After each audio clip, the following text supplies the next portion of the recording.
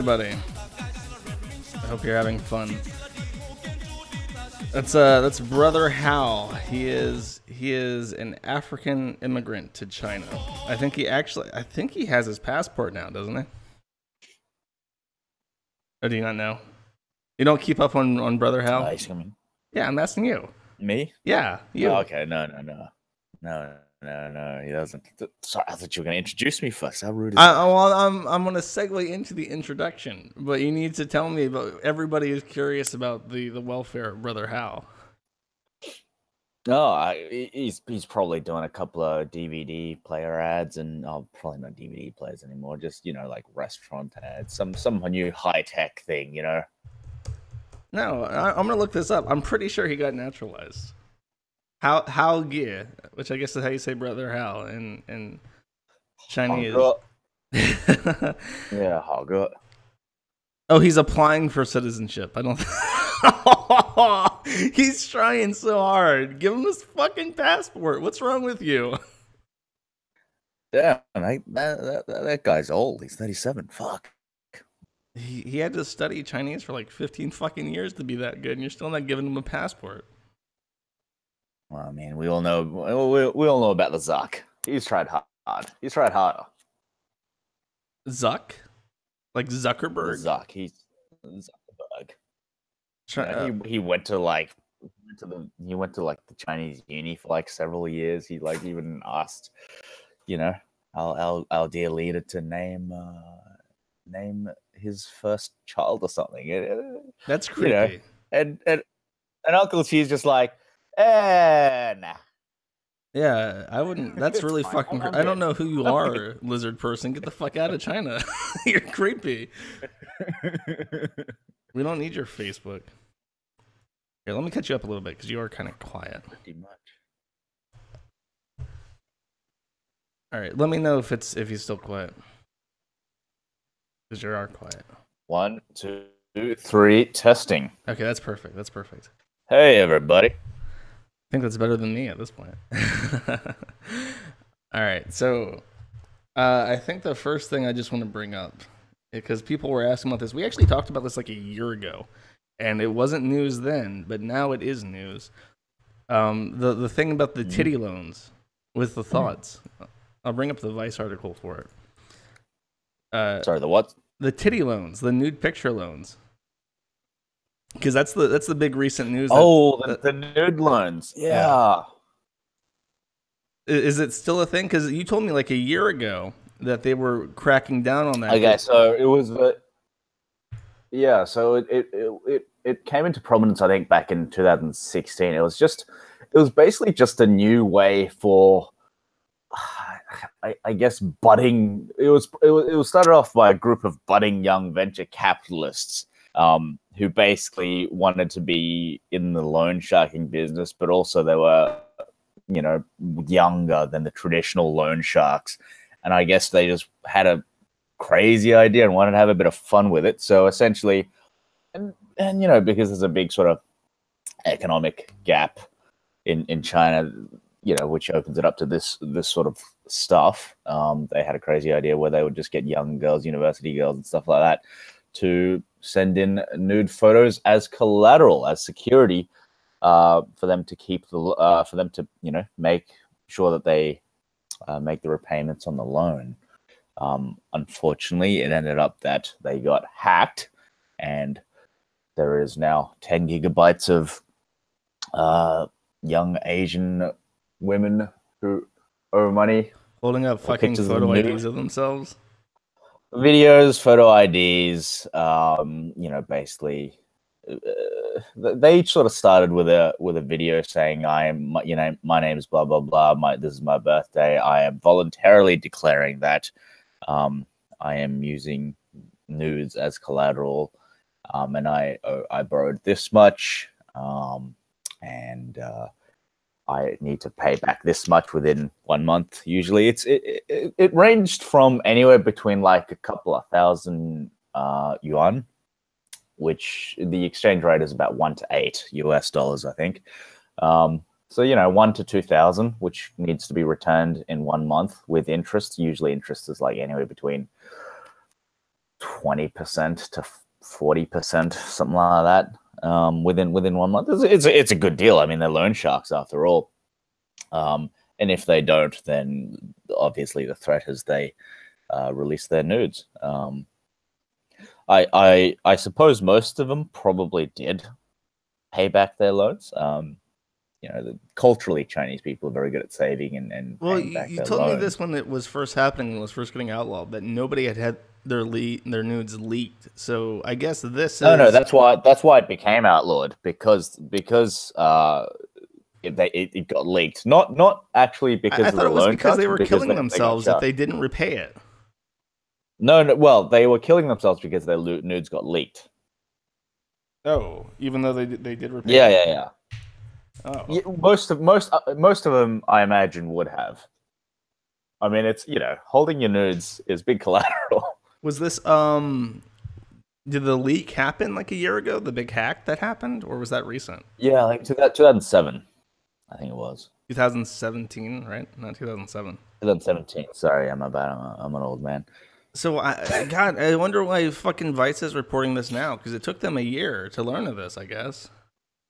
Yeah, look, Chinese news takes a long time, probably just because of the language barrier. A lot of shit takes a long time to get into the Western media. Huh. Yeah, because I mean, well, my take on it when it happened is that they wanted to outlaw it specifically because it was causing women to kill themselves when they need as many women as possible in China to shore up the population, to stabilize the population. Just as a general sort of a rule, I guess there's not really a system of what China does. Okay, literally, they can do one thing, change their mind for n number of reasons. So it's not like a system of, oh, we can't have women killing themselves because we need more women in the population. No, it was literally, oh, this is bad, let's change the law. There was a in 2000 and it would have been 2000 and maybe 14, maybe a couple of years earlier than that. And this is slight tangent, but I don't know. I think in the US, traffic laws are if the light's yellow, you can still technically go through. So China traditionally has been, if it's yellow, you can't go through, and then they changed it as a trial for like a little while, where it turns yellow, you can go through. Okay, no, actually, no. China, if it's yellow, you can go through, but then they decided to clamp down on it, and they made it so that if it's yellow, you can't go through. And then people complained, and then literally 3 days later, that law got overturned. Like on a federal level, like the tippy top, this ban happened and was repealed. No, I believe it was a state level. Well, I guess that's less significant. Are you familiar with I think it's ADC China or ADV China? No, what's that? It's these guys that ride around on motorcycles and they talk into a like, I don't know what the connection is between the motorcycles and talking, but they basically ride around on these motorcycles and they're talking into cameras and mics in their helmet.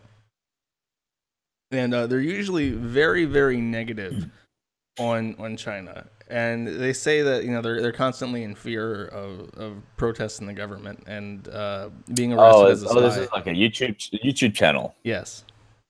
Oh, it's that creepy British dude, Spencer. I don't know if Probably he's British. I think it's just called ADV China, and they said they recently left. And what triggered that specifically was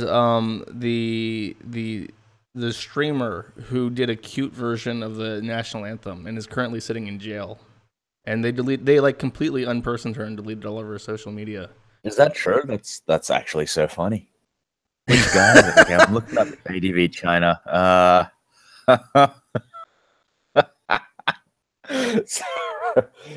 So the Schadenfreude in me is just like, why is that funny? True. They left because of this young girl having her life completely ruined because she sang the national anthem to the displeasing of it. Oh, it's just some young girl, not the ADV China people. They're out. They brought their Chinese wives back home. They're safe. They left because the streamer was arrested She's in fucking God knows where because she's saying the Oh, anthem. was she some other rando Chinese streamer? Was she? Yes, but that's what triggered it Ah, because they okay, well, know that was just one of their stories. That's one of the big stories actually. Is that in recent memory is Chinese, like, she had millions of followers. It's not like she was some random obscure bitch that nobody cared about. I'll throw it up and I'll send it to you in Hangouts. But yeah, please do. she wasn't a nobody. She had millions of followers across, their media platforms. I think she was a Twitch streamer, and this was right before the Twitch ban.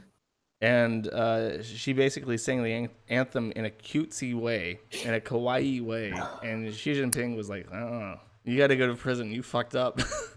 I've never heard of this, so bring it on. I'd be interested that they throw you in jail for that. Fuck, China is scary. Yeah, that's what that was. The video I watched just before this was the title of the video was "China is changing in a scary way." I think that's how they put it. And they're talking about what you showed me before with the basically not only does China have CCTV everywhere like the UK does, but they have AI. It's starting to. It hasn't yet, but that's the plan. That is the plan. But it has facial recognition technology, so basically they can keep track of where you go whenever you go. Yeah, look, they're developing. You could say it's probably in maybe alpha or beta at the moment. The it's still being tested. It's not everywhere yet. It's not rolled out. They don't yet have the infrastructure, the same infrastructure as the UK, where they install cameras everywhere. But no, being China, it's probably very fast. I understand last year there were 3 instances of criminals that got caught. Wanted criminals because they basically wandered into a concert, or they went to a concert and then the facial recognition picked them up and they got arrested. So 3 instances of I guess you could call it payoff. People are cheering on Xi for being on Thought Patrol. It's a big thing right now. People are very happy to see women get wrecked by the system. Have you heard of the Thought audit? I have, yes. That's quite funny. I actually think that's fucking hilarious. This is the Chinese version of the Thought audit. What are they actually doing? I probably know more about the Thought audit than the Chinese one. Wait, are you asking what what they're doing? Yeah, what are they doing in China? Like, I'm guessing it's not the same as a tax audit.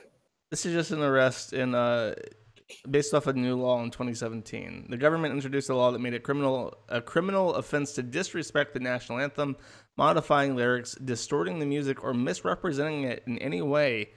I mean, being thrown into jail for 15 days. Well, I guess that's not that bad. That's kind of shit, but it's not. Yeah, it's kind of shitty. But it's not as bad as I thought it would. I thought they would just like kill her or something. But her career is over because they completely like destroyed. They totally deleted all of her social media, and that was her job. Oh, well, shit. I understand they introduced a new law just recently, probably in the last month or so, that if you owe more than 15,000, I'm not sure if that's dollars or yuan, but if you owe more than that in taxes, you can't leave the country. That's funny. Like, they just put full on travel bans. And this was all sort of triggered by the big Chinese movie star Fan Bingbing. She's good looking girl. She, on her tax returns, she filed a certain amount, and it turns out that she accidentally leaked some of her like actual payment checks and stuff like that. And turns out she was making something like 300 times what she declared in her tax, and she had to basically end up paying something like $8 million US. That would fuck you over in fucking the United States. They would put you in jail for that in the US. well, they're supposed to put you in jail. Well, the irony of that is that you definitely go to jail for that in China too. But what happened about 8 years ago was that some well-beloved provincial leader fucked up on his tax, and he was going to go to jail too for the same sort of reason. And they made a loophole. They made a loophole in the law that basically allows you to fuck up once, literally to save this guy, and that's what the lawyers of fun being used. That's funny. And now she's not going to jail. But she's been given a stern warning, paid, like $8 million US or some shit in tax. Is it 8 or is it 15? It's funny that they some even care enough to let her use that loophole. You would think they would just say, well, you fucked up once this other time, or we're not even going to play this game with you. You're just fucked. Sorry. It doesn't apply to women. Yeah, look, if she was somebody else, they would have probably thrown her in jail. They probably would have, literally, it's because they didn't want to throw her in jail. There's not exactly like the system of law is literally whoever the guy who's currently on toppest of the top decides. So it might not have been Xi Jinping who decided this, but it was somebody sufficiently high enough that just didn't feel like throwing Fan Bingbing in jail on the day. If he felt the other way, she'd be in jail right now. That's basically how it works. Well, I was going to warn people at the start of this that I would expect you to be usually, at least compared to Western standards, like more sympathetic to China. I definitely am. We just probably maybe haven't touched on a lot of that. I look by Western standards, at least by China fearing Western standards, I'm definitely more pro China. At the end of the day, look, I'm more centrist than anything. I kind of take everything as is, and I see the pros and cons of both, and I guess I'm quite comfortable and relaxed about it because I personally I'm confident that I can navigate my way through China well enough to not have any issues. Somebody in so I'm quite relaxed, but it is objectively scary. Somebody has repeatedly asked about smart cities or AI controlled cities. Is that one of those like goals in China that all the different municipals rush to complete? It is goal. Yes, it is one of the major goals. And this is probably one of the good things I like about China. Now, China, I remember like years and years ago when I was working, we did some work with the Chinese, translating some software and stuff like that. I'm not a software engineer, by the way, so don't ask me to anything too technical. But basically, they seem to work at a speed of about 7 times that of the West. Everything. It's a sort of a good standard to work on. Anything in China will happen 7 times faster. So we basically gave them a big phrase, something like 35,000 phrases to translate, to internationalize a piece of software. We gave them 6 months to translate it. They came back like 30 days later and said, "Here, look, we've translated." And our company, which at the time was Australia's biggest software company, just didn't know what the fuck to do, because literally we planned for this to come back in 6 months. It came back in 1 month. We had nothing allocated to go the next step for it. So we were kind of fucked. Somebody's asking now, like, why is a Chinese person in Aussie land? And I'm pretty sure Australia and New Zealand are just Chinese colonies at this point. Most countries are Chinese colonies at this point. Well, since you fucking bring it up, I went to France recently, and I lived in Paris for a little while. It's a filthy shithole, but and I didn't speak a word of French. I only spoke English and Chinese, and nobody fucking speaks a word of English in Paris. But hey, look, I got along fine just speaking Chinese. I bought phone cards, I bought the plug adapters, I ate food. I didn't really have to speak any other language other than Chinese. It was great. Pig's feet? No, I ate chicken feet. No, you said you skip out on leg day. You went to a fucking fancy Parisian restaurant and you got pig's feet. Oh no, yeah, okay, no, that yeah. Sorry, I thought you meant the Chinese one. I was thinking of a Chinese one. No, I went to like some fancy in quotation marks. It looked fancy. It acted fancy. It was bullshit. But French food is garbage. We'll describe like, literally, I thought I was going to get some. Okay, so I was expecting like a pork knuckle. If you go to any German restaurant, you order there. I think it's called a Schweinhaxen. or something like that. It's basically a pork knuckle. It's meaty, it's delicious, it's got crackling. Oh, it's just so good. It's mouth-watering, right? And I thought, all right, so this must be the same thing, you know, because France, Germany, very close to each other.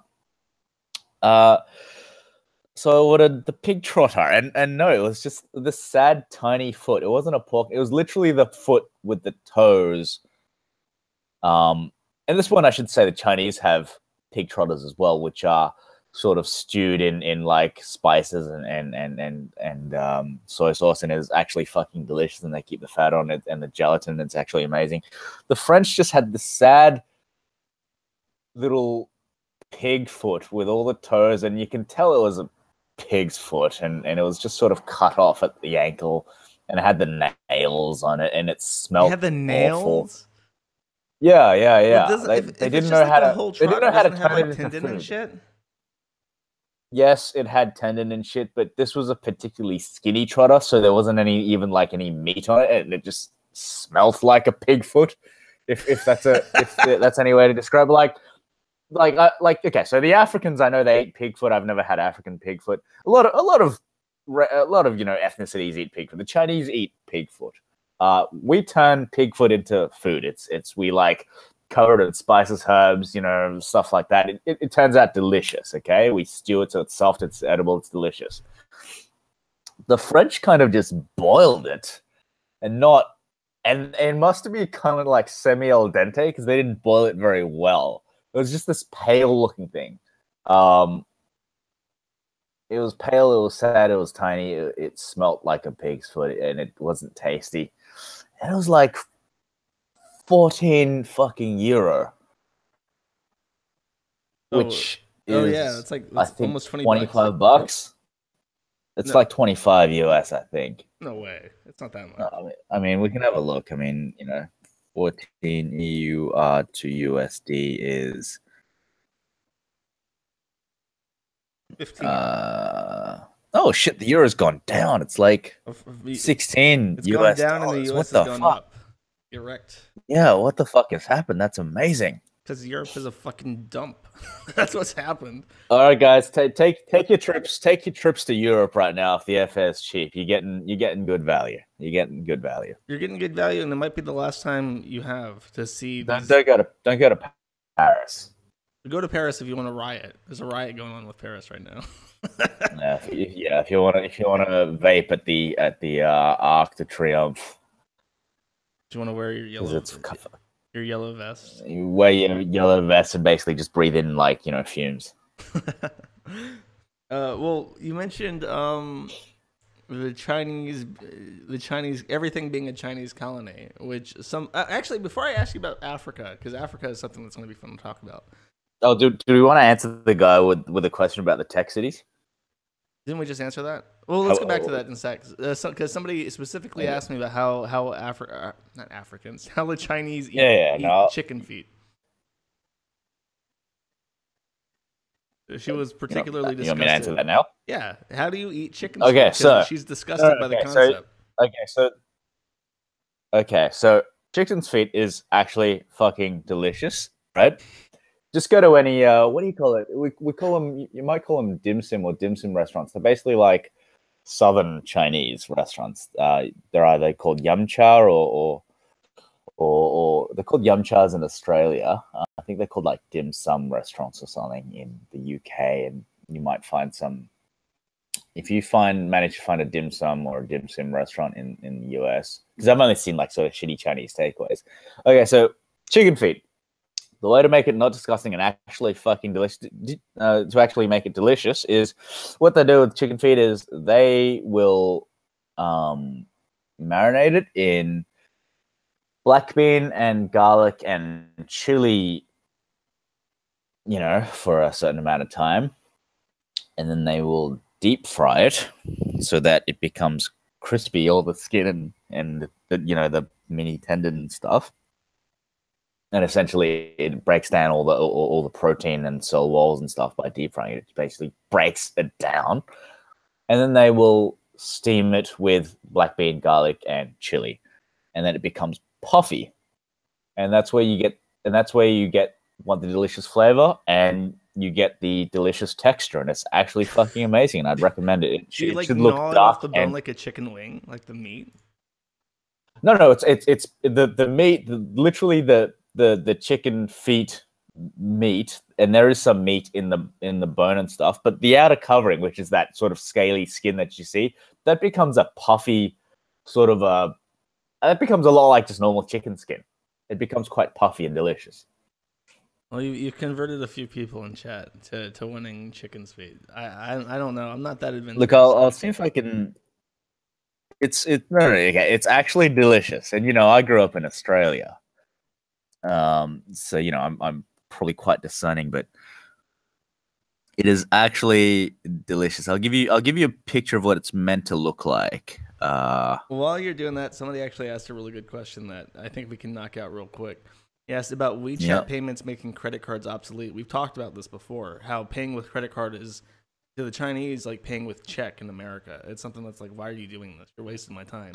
Just get WePay out and pay. Okay, I feel like we might have to do a couple more episodes on China because like it seems like we're kind of going everywhere, and there's a lot of stuff to talk about here now. So basically, historically, China has skipped when the West had emails. China kind of missed out, or I guess skipped that, and went straight to like personal messaging services. So Chinese people will look at you weirdly if you ask for an email. They all kind of have an email, but that's not the thing that they use. Email is kind of like our standard of communication in the West. In China, no, it's more like any of the personal messaging services. Generally, WeChat. WeChat's huge, by the way. Literally, it's people are more or less. It sounds worse than it is when I say environment locked, because they're not. But it's so handy that you don't need to leave that environment of WeChat. Okay, so Chinese people skipped emails, went straight to personal messaging services, right? And then when the West got credit cards, China kind of skipped that and went straight to personal micro-payment systems, a la WeChat. So years ago, it used to be all cash. All the Chinese stores not in China are still from the 70s. They're all cash. China is like an episode of Futurama these days. Everything even from the street vendor that sells chicken feet off of a fucking shitty looking cart, you can pay via personal payment systems. They've got a little code that's probably stuck on the corner of their cart. You snap that up with your phone, and then you just pay them whatever amount. So it's more or less quite cashless. Chicken feet cooked in gutter oil, because gutter oil is the thing people are talking about right now. So gutter oil was a thing 20 years ago. I'm sure there's still gutter oil around. I mean, there's always, pariahs, I guess. You want to describe what mostly it's gone. Okay, so gutter oil is when restaurants, regardless of where you are, in the Western China, when restaurants, they cook all that stuff, there's a lot of oil, there's a lot of trash, and it basically more or less goes down the drain. And by the end of a night in a restaurant district or in a street full of restaurants, the sewers or the gutters are basically filled with, the refuse, or bin juice as we call it here. But the top layer would just be oil from all the fucking cooking that's done, okay? And probably 20, 30 years ago, even as close as probably 20 years ago, there would be small-time cottage industries where they would basically go open up a sewer grate, and they would basically scoop all that, the liquid out, and then they'd take it back, and then they'd like run it through a machine, a centrifuge or something, and essentially they'd extract the oil out, they'd boil it, they'd get, scientifically, they'd boil out and get rid of all the impurities, and it comes out just like shiny brand new oil. At the end of the day, it's still fucking gutter oil, but that was quite prevalent about 20 years ago. Look, a lot of this news that you get in the West is quite old. Gutter oil is very small. I would say like lower than 10% now. Probably even lower realistically. I haven't been back to China for a while. Just because it's the economy in China has changed drastically. It's not worth getting gutter oil anymore, and it's not worth the massive risk of getting caught, because they kind of clamp down really tight on that sort of shit. They outlawed it. The Chinese consumer expect better now, and unfortunately, the Chinese middle class is a very strong. I'm not going to say a voting bloc, because you don't get to do that in China, but it's a very strong, the equivalent of a lobby in the US, I suppose.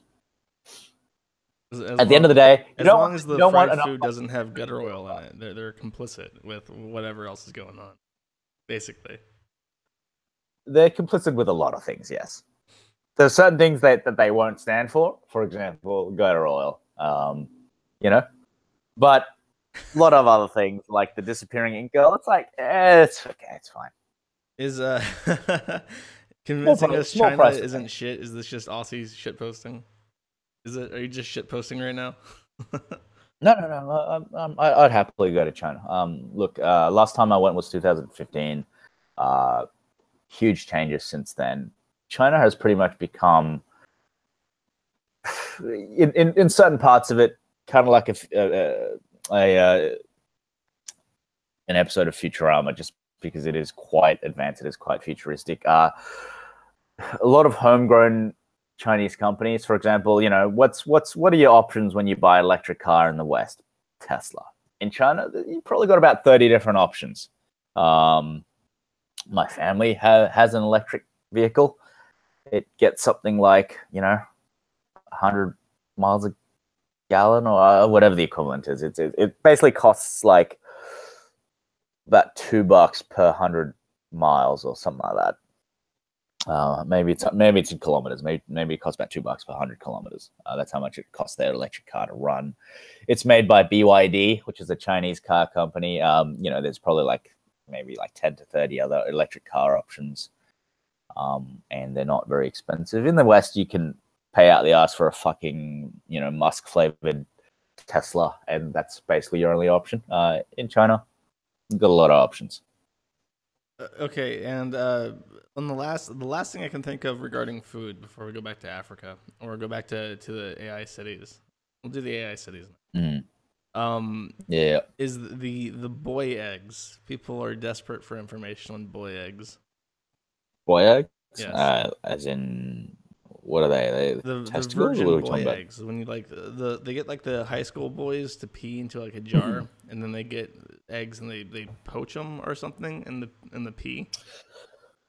Oh yeah, okay. So the thing about I guess media or stories like that is that it's like that age-old story where it's like, oh, I built the school, but do they call me Bob the school builder? No. I built this fence. Do they call me Bob the fence builder? No. But I fuck one monkey and now I'm Bob the monkey fucker, sort of a thing. It's like that. So it's really not prevalent. I have no doubt that it probably still happens somewhere, but we are talking such a small, minute fraction of the population that does anything close to it. Yeah, look, it'd have to be some rural mountainous village. It'd have to be really far off. China is actually vastly, vastly different to what is in most Westerners' minds. Even sort of woke individuals, I suppose. The real question is, if there's ever been virgin boy eggs cooked in gutter oil. That would be the ultimate Chinese delicacy. I'm gonna say no. Logically, because gutter oil is a city thing. Virgin boy eggs is like a mountainous rural village, deep fuck off sort of. I will never end up here sort of a place thing. What are milk dogs? Is that like a? Have you heard of that before? No, I haven't. What's a milk dog? I don't know. I imagine some people drink dog milk somewhere in China. Sure. I don't know. Honestly, I don't know what milk dogs are. All right. So, what did you have anything else to add to the AI cities? I understand dogs, by the way, are delicious. I've had, I think, in my life, 2 opportunities to eat dog. I couldn't. I personally, I really like dogs. They're loyal, and animals showing loyalty is a good trait to have. And I couldn't eat a dog just probably out of principle. But I've had 2 opportunities I didn't want to. But apparently, and I've read articles, I've seen YouTube channels of like Westerners eating dogs, and apparently dog is delicious. And I'm really sad about that because, I'm missing out on something that is delicious, unfortunately. Yeah, people were going to ask, well, why did the Chinese have no souls? Why are they a hive mind, insectoid hive mind? Because they're not Christians. Oh. This is why they have no souls. They're not Jewish, really. Let's be honest here. Jewish or Christians, whichever denomination subscribes to the concept of souls. We don't have that, so we read something yesterday about a Jewish convert being mad that ethnic Jews don't call her Jewish. And somebody replied to her message saying that in one of the Jewish books, it says that when a Jewish couple sleeps together and they don't produce a baby, they still create a soul, and that soul goes to the Jewish converts. So you got those Jewish couples hard at work producing souls and shit, but they it goes to the Christians first, not the Chinese. The Chinese is such a big market, and it's hard to get imports for Jewish souls in China. So yeah, it's not a fashionable or trendy thing. It became so a little bit like 10 years ago, but I think it died down. Probably I think the government put a stop to it just via brute force. The Jews just need to market the souls as being an aphrodisiac that grows your penis, and then you'll have Chinamen in Israel forcing Jews to fuck so they can harvest the souls and send it back home. They'll make factories. like the pharaohs building pyramids with the Jewish labor, they'll just have Jewish sex factories for harvesting souls. I guess so. I mean, trust the Chinese to industrialize anything, really. Oy vey. All right, so AI cities. Oy vey. All right, AI cities. There was one in particular that was literally they just decided to build a city and make it like all advanced Xiaomi AI. Let me look it up real quick. Do you know what off the top of your head? Do you know what it was? No, somebody just asked a question. It was a smart city. Is Xiaomi is it a company, or is that what they call AI? Xiaomi is the company that makes the cool shit. So, admittedly, I'm a bit of a Xiaomi fan. I've got a Xiaomi phone. They've been called the Apple of China, probably because of their aesthetic is kind of like nice, sleek looking, but they're like maybe like a third of the price. For the same thing, so they're good value. I've got a trash bin that opens up by itself, and then like it has these blades in the lid that like heats up and seals the bag, so you don't have to touch any trash. Really? You just press the button. Yeah. So what it does, it like you trash can. Yeah, it's a Xiaomi trash can. It's got an infrared thing where you like wave trash in front of it, it opens up, and you chuck it in.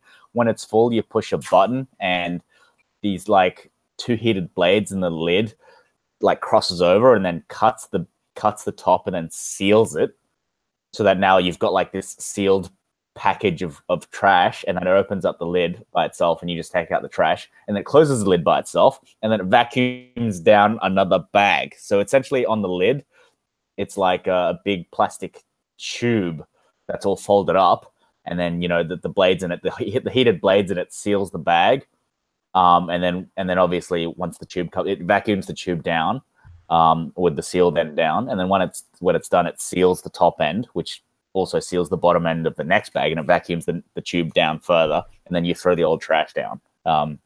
It's called the Xiaomi trash can. You can just look it up on Google. I recently bought one of those.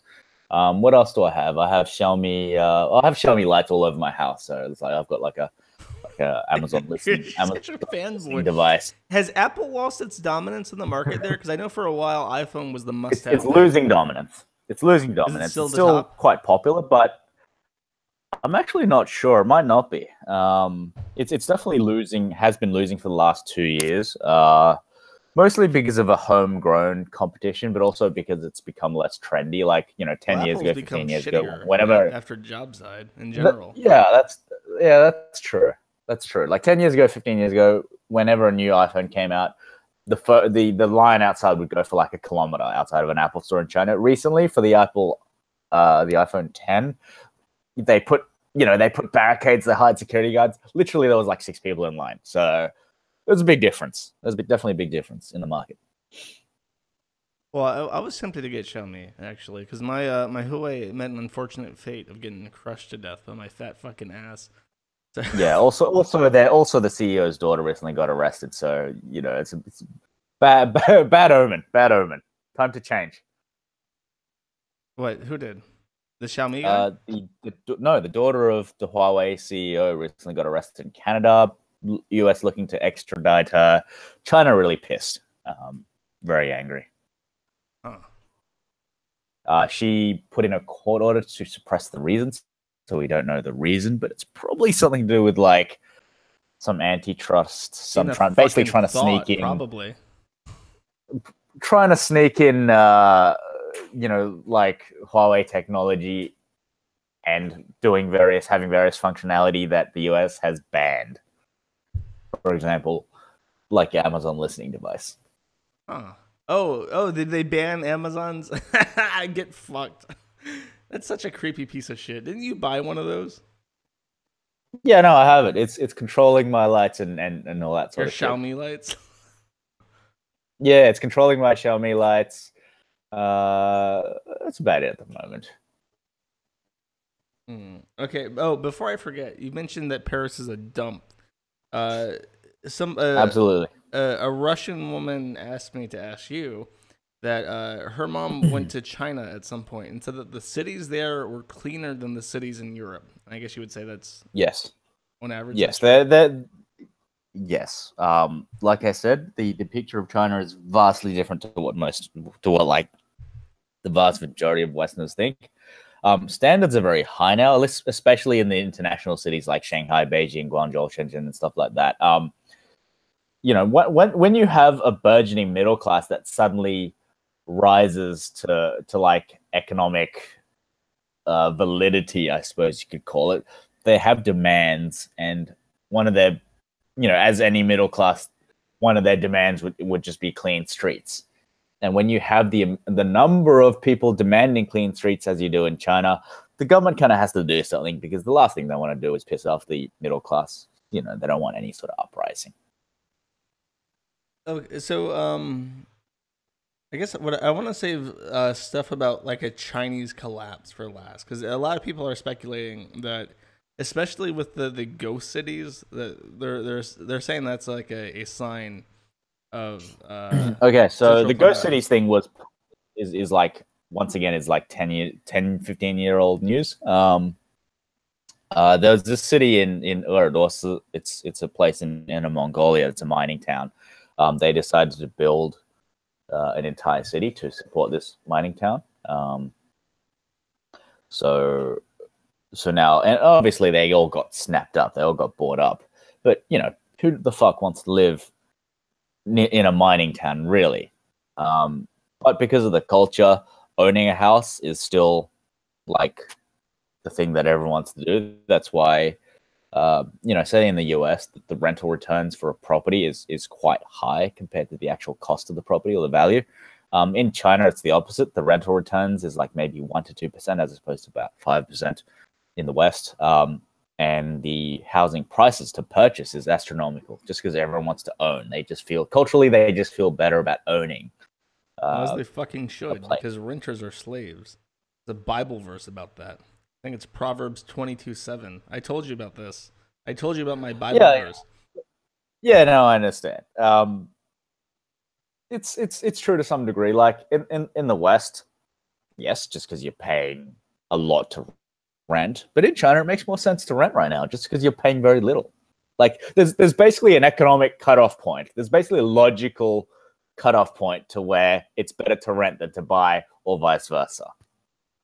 Like it's nothing to do with principles or or you know like personal core values or anything like that. For me, it's literally there's an economic cutoff point somewhere. All right, so let's go back to Africa because we've been delaying that. I need to play Toto's Africa Yes. now. That's a, People, okay, everybody knows, and I'll give some backdrop on this. Everybody knows that in Africa, although I knew about this before most people because you told me about it, that China was very heavily invested in particularly the Western Africa, correct?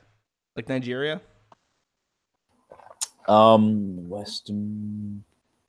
Yes, I guess so. Yeah, Western Africa. And most people don't know this, but there is an African Union that is kind of the same as the European Union, and the African Union very generously had its headquarters built by China, I think, without any money expected in return.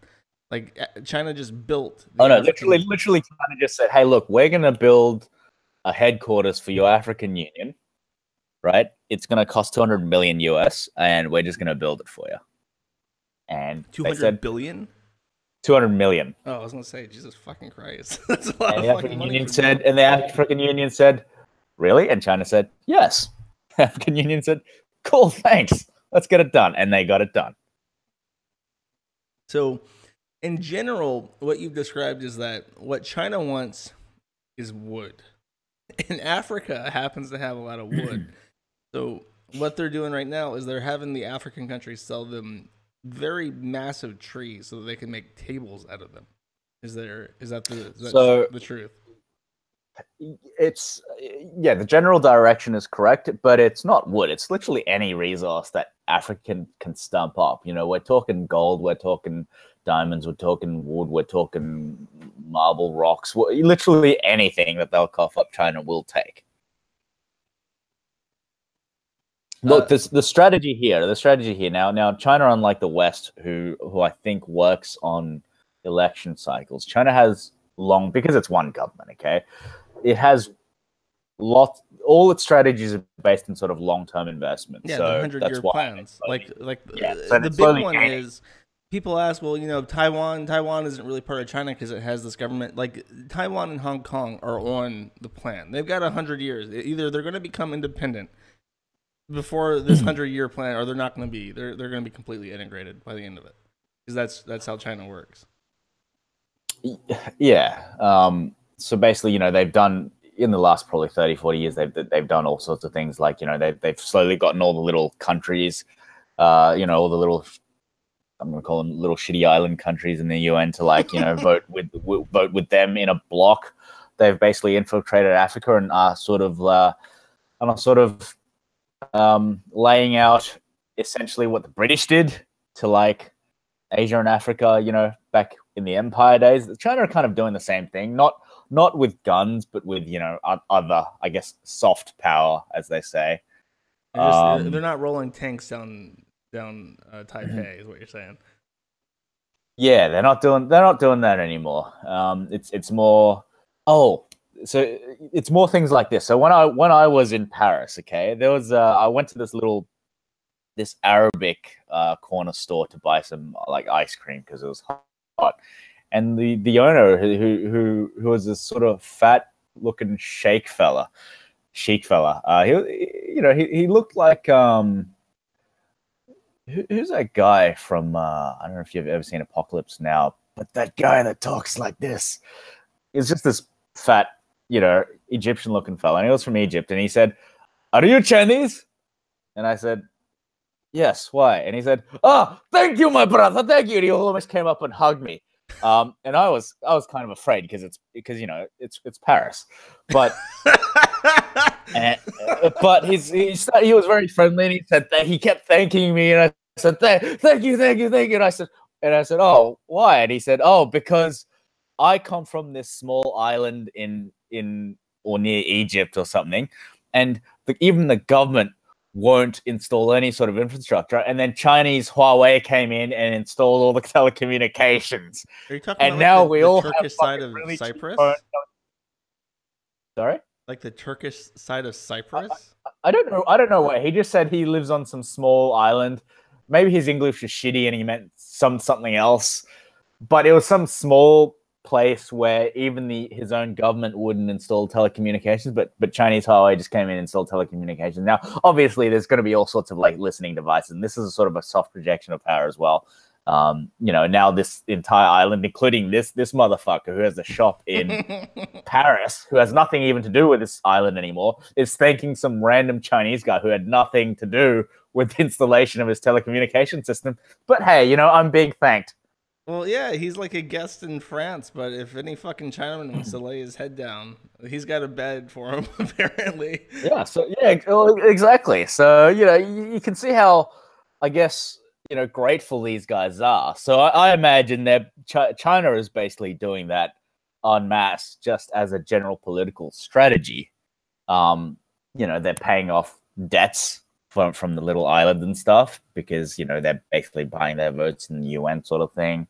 So this is sort of China's long-term strategy of getting soft power, asserting soft power. Now that doesn't mean China doesn't assert dominance, which it's become its sort of normal strategy within the last probably year and a half, 2 years now. And this is the scary part of China because you see some airlines acknowledging Taiwan or Tibet or something, and then suddenly their fucking CEO gets his dick cut off, and then management gets fired, some guy loses his job, life gets destroyed.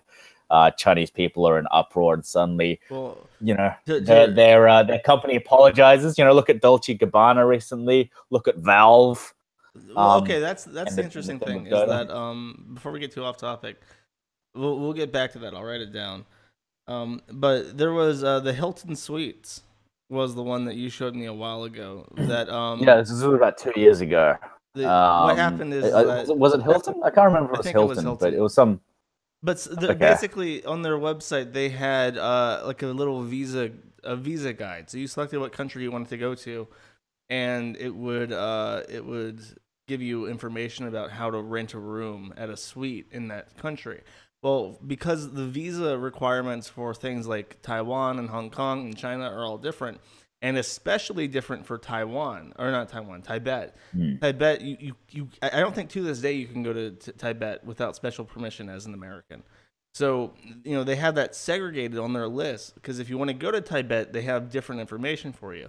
Well, a Free Tibet movement sees that this country, that Tibet's listed as a separate country, and just tweets out a positive tweet like things. Oh, it was Marriott. It was Marriott hotels. Oh, okay, but basically tweets out says like, "Thank you for listing Tibet as a separate country." And some poor minimum wage social media employee for the Marriott hotels clicks the like button on this tweet, and so it was a guy who was being paid hourly as a casual guy. He was from Omaha. His name was I think Roy Jones. I think that was his name. He loved his job. It was just like his dream job. And he basically hit like on a status, and China didn't like it, and then he totally got fired. Well, you didn't describe it in the best way. He didn't just get fired. The fucking communists shut down every Marriott hotel in the country. They flat out fucking evacuated these hotels and said, you're gonna fix this. So Marriott had to fire him. He got fired immediately. They had to delete the tweet. They had to say we respect the territorial sovereignty of China or some shit. They had to alter their website. Yeah, so they didn't actually shut down, but they threatened, and that's a big threat. So Marriott basically, it went into like emergency mode for a while. They fucked them, is what you're trying to say. You're being careful about it. No, China fucked them. They said, you will fix this. No, I'm not being careful about it. I agree with everything you said. But I prefer to be accurate. They didn't you shut down. You specifically mentioned something about sending in armed personnel to these hotels. I remember that. That sticks out to me. I can't really remember, but they might have sent basically groups with armed people as a show of force, as a assert dominance, which is, like I said, once again, it's basically China's strategy now. But yes, no. To get back on Africa, Go though, on. you said like I remember reading in Quora or something. China was or somebody from Bangladesh, I want to say, that their country took out millions of dollars in loans from China to build infrastructure because they had had a civil war and they were trying to get back on their feet. And China was like the only country willing to foot the bill for basically rebuilding their country. So Yeah. is China's game in Africa like that, or are they just trying to like puppet these countries? It's a very complex matter. I imagine there'd be a bit of everything. You know, it's any sort of they'll do it any way they can, or any way they'll basically do it any way they can. It doesn't really matter to China which way they do it. There's a bit of that the same thing that the US did, I think, in the 60s, where they basically what do they call it? Like economic slavery. Essentially, it's like, you owe us, we'll lend you this money, and you just work it off. But you know, mathematically, they'll never work it off. There's a bit of that going on too now. What, were they giving them crooked loans that they can't pay back? Not crooked loans, just very tilted loans towards China. Like like technically on paper, it's like, yes, this is how it works out, and it does work out eventually. Here's a very good example. So China built the MRT system. I think it's called MRT. It's basically just like the rail system in an African country recently. It was great. It the good sides, first of all. Pros, it mobilized an entire population. Basically little villages that had no access to cities, had no commerce, because it was like 3 hours walk to the closest city. Now it's like a half an hour train ride. They take a train over, or the MRT or whatever it is. They take a metro over to the city, sell their shitty vegetables, come back in the afternoon. Now they've made money. So it's economically. It's basically boosting a lot of people. On the other hand, it recently got found out that about 1/3 of the revenue from ticket sales of that train system were basically being pilfered by the group of the Chinese managers that were managing that train system. They were skimming it off the top, like money. They were skimming, and they were skimming about 1/3. And it was a lot of money. That's like taking a big fucking shark bite out of a fucking surfboard. Oh yeah, no, it was basically, they were you buy a ticket, and you know how you can, every system you can issue a refund. They were just issuing random refunds. In short, TLDR, they were basically issuing a bunch of refunds that were fraudulent, and it went into their own pockets. Well, that's kind of shitty. Well, yeah. But like, okay, so here we go. Local government officials charged with fraud over 3 billion Kenya Railway. I don't know. Do you want me to link it to you or anything like that? I see it. A reference. Is that it? Oh, no, this is a picture of chicken's feet that I never showed people. Yeah, we'll look at that now. Look at chicken's feet right now. Oh, yeah. I have to sign it. I have to sign into fucking. Oh, I figured it out. You copied it from Google. In a weird way. Yes. Sorry. Those look like carrots almost. Those are unsettling to look at, to be honest. Just don't think of them as chicken's feet. Just think of them as delicious. Come on, you eat fish fingers, don't you? Yeah, but fish fingers are like shredded fish meat, reformed into a finger shape. They're not. Yeah, so technically it's even worse. It's more processed. It's easier to look at. I'm just thinking you could take the same meal and make it chicken wings. It would probably be 1,000 times better. No, because it's the thing is, they're very different things. I can't just be like, oh, I would rather have chicken wings, or I can replace chicken feet with chicken wings. No, you can't. It's one of those things where you kind of have to be there. You kind of have to just try it to know. Okay, if we ever go to Shenzhen or something, I will. Oh man, I never skip leg day. All right, we got to do this. All right. No, you got chicken legs. You got chicken feet. You got the little octopus tentacles. You know, they basically just deep fry. It's $3 basically just billion. calamari, except... If you if you steal $3 billion from Kenya, you didn't just fucking steal from Kenya. You fucking robbed it. That's like stealing every brick of gold from the fucking Fort Knox. That's a murder. What the fuck? Kenya doesn't have $3 billion to give, nigga. Well, apparently it does. And you can see how large these economies are, you know, in the terms of scale. So, like, you know, like I said, it's got its pros and cons. It means the fact that they can steal $3 billion or $3 billion worth of fraud or whatever the actual figure is, it's basically a very large scale, and it means that the economy is definitely worth much more. You're making it sound like the pros are, yes, you get the money for the railroad and you get the railroad. The cons are you got to deal with the Chinese. Yes. That's how it sounds to me. Yeah, no, that's exactly how it is. I mean, it is what it is. Like I said, I'm not as pro-Chinese as you make it out. I merely just state the facts.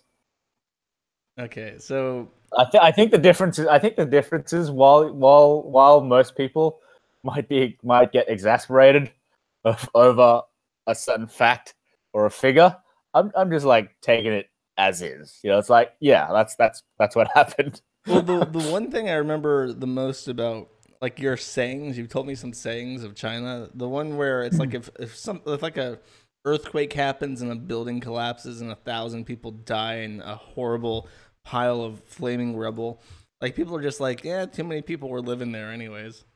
It's their fault.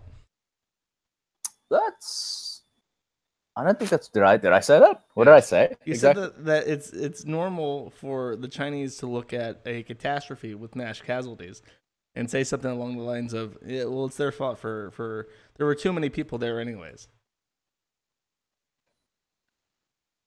That might have been something I said.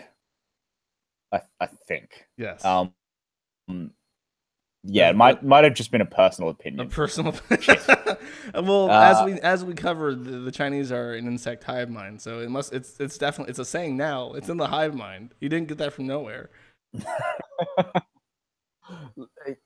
Yeah, look, me being quite removed from all of that, I'm looking at it in the same way as the Marvel guy Thanos. His philosophy. It's like, you know, and you know, and I think the government to some degree looks at it in that way as well. You know, if a mines collapse in China every day, killing a bunch of people, but do you see them introducing new safety laws and safety rules? No, not really. That would fuck with the economy.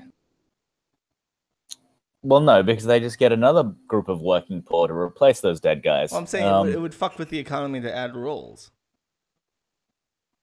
Oh, yes. It would. It would. It means you'd have to adhere to, like, safety standards. And you know, that costs money and energy and you know, something that the mine bosses don't really want to deal with. Well, that's what happened in the U.S. Generally, being a very... Sorry? In the U.S., that's like Trump's philosophy, is that the EPA and all these different governmental regulations that have made it impossible to do business in the U.S. have allowed China to take over. Take over in the U.S. or internationally? Well, to overcome the United States economy. Domestically or internationally? In general, the GDP of China is higher than the U.S. now. And Trump blames that primarily on oversight committees and regulations. Oh, look, my personal opinion on that is simply because China has just the people power. Like when a market is, you know, US is 300 million people. China is like 4.5 times that, more than 4 times that. When talking about GDP, we're talking about China's GDP overcoming the US's. We're not talking about per capita. We're talking about overall GDP. And for a country with a population that's 4 times the US, of course, it's inevitable that the GDP will go over the US. But if you look at it per capita, US GDP is, you know, whatever, 40, maybe it's like 20 to 30,000 per capita. China is still sitting at like maybe 10,000.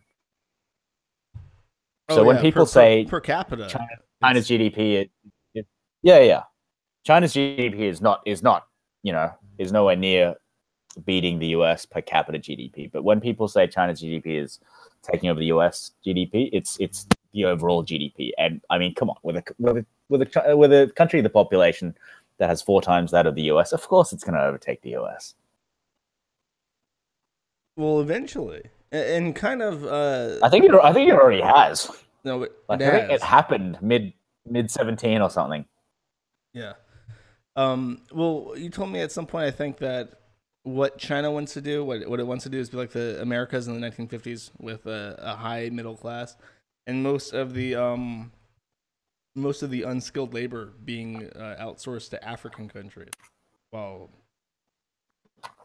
China maintains a higher standard of living. That might be the plan. It's not working out so well because they're finding it difficult. Say it. Say it. You know you want to. Chat wants it. Say it. What am I saying? Well, look, I'll just say what I was going to say. I actually don't know what you know.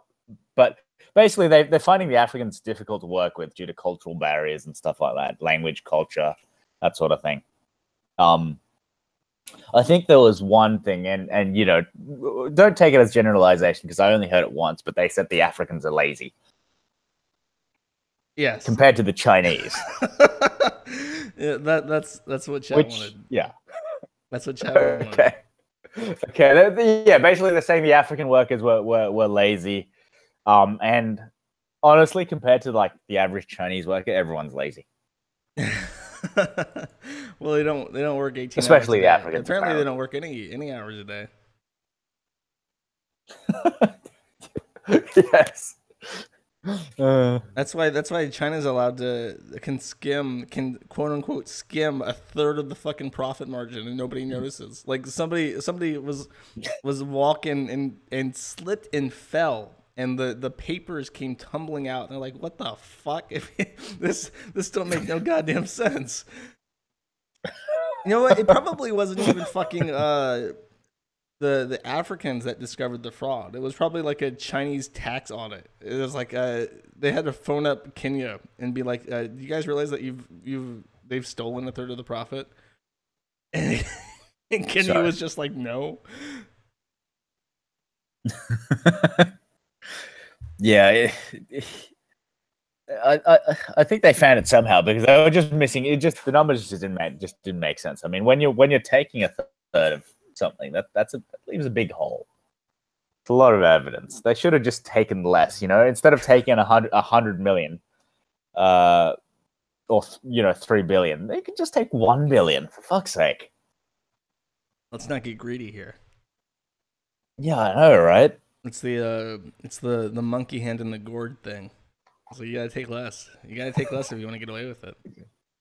Exactly. You can't just have a fistful of seeds and now your fist is stuck in the hole. Yeah, monkey. Yeah, you get fisted by one monkey, and you're just the guy that got fisted by the monkey. You're Bob the Monkey Fister. Okay.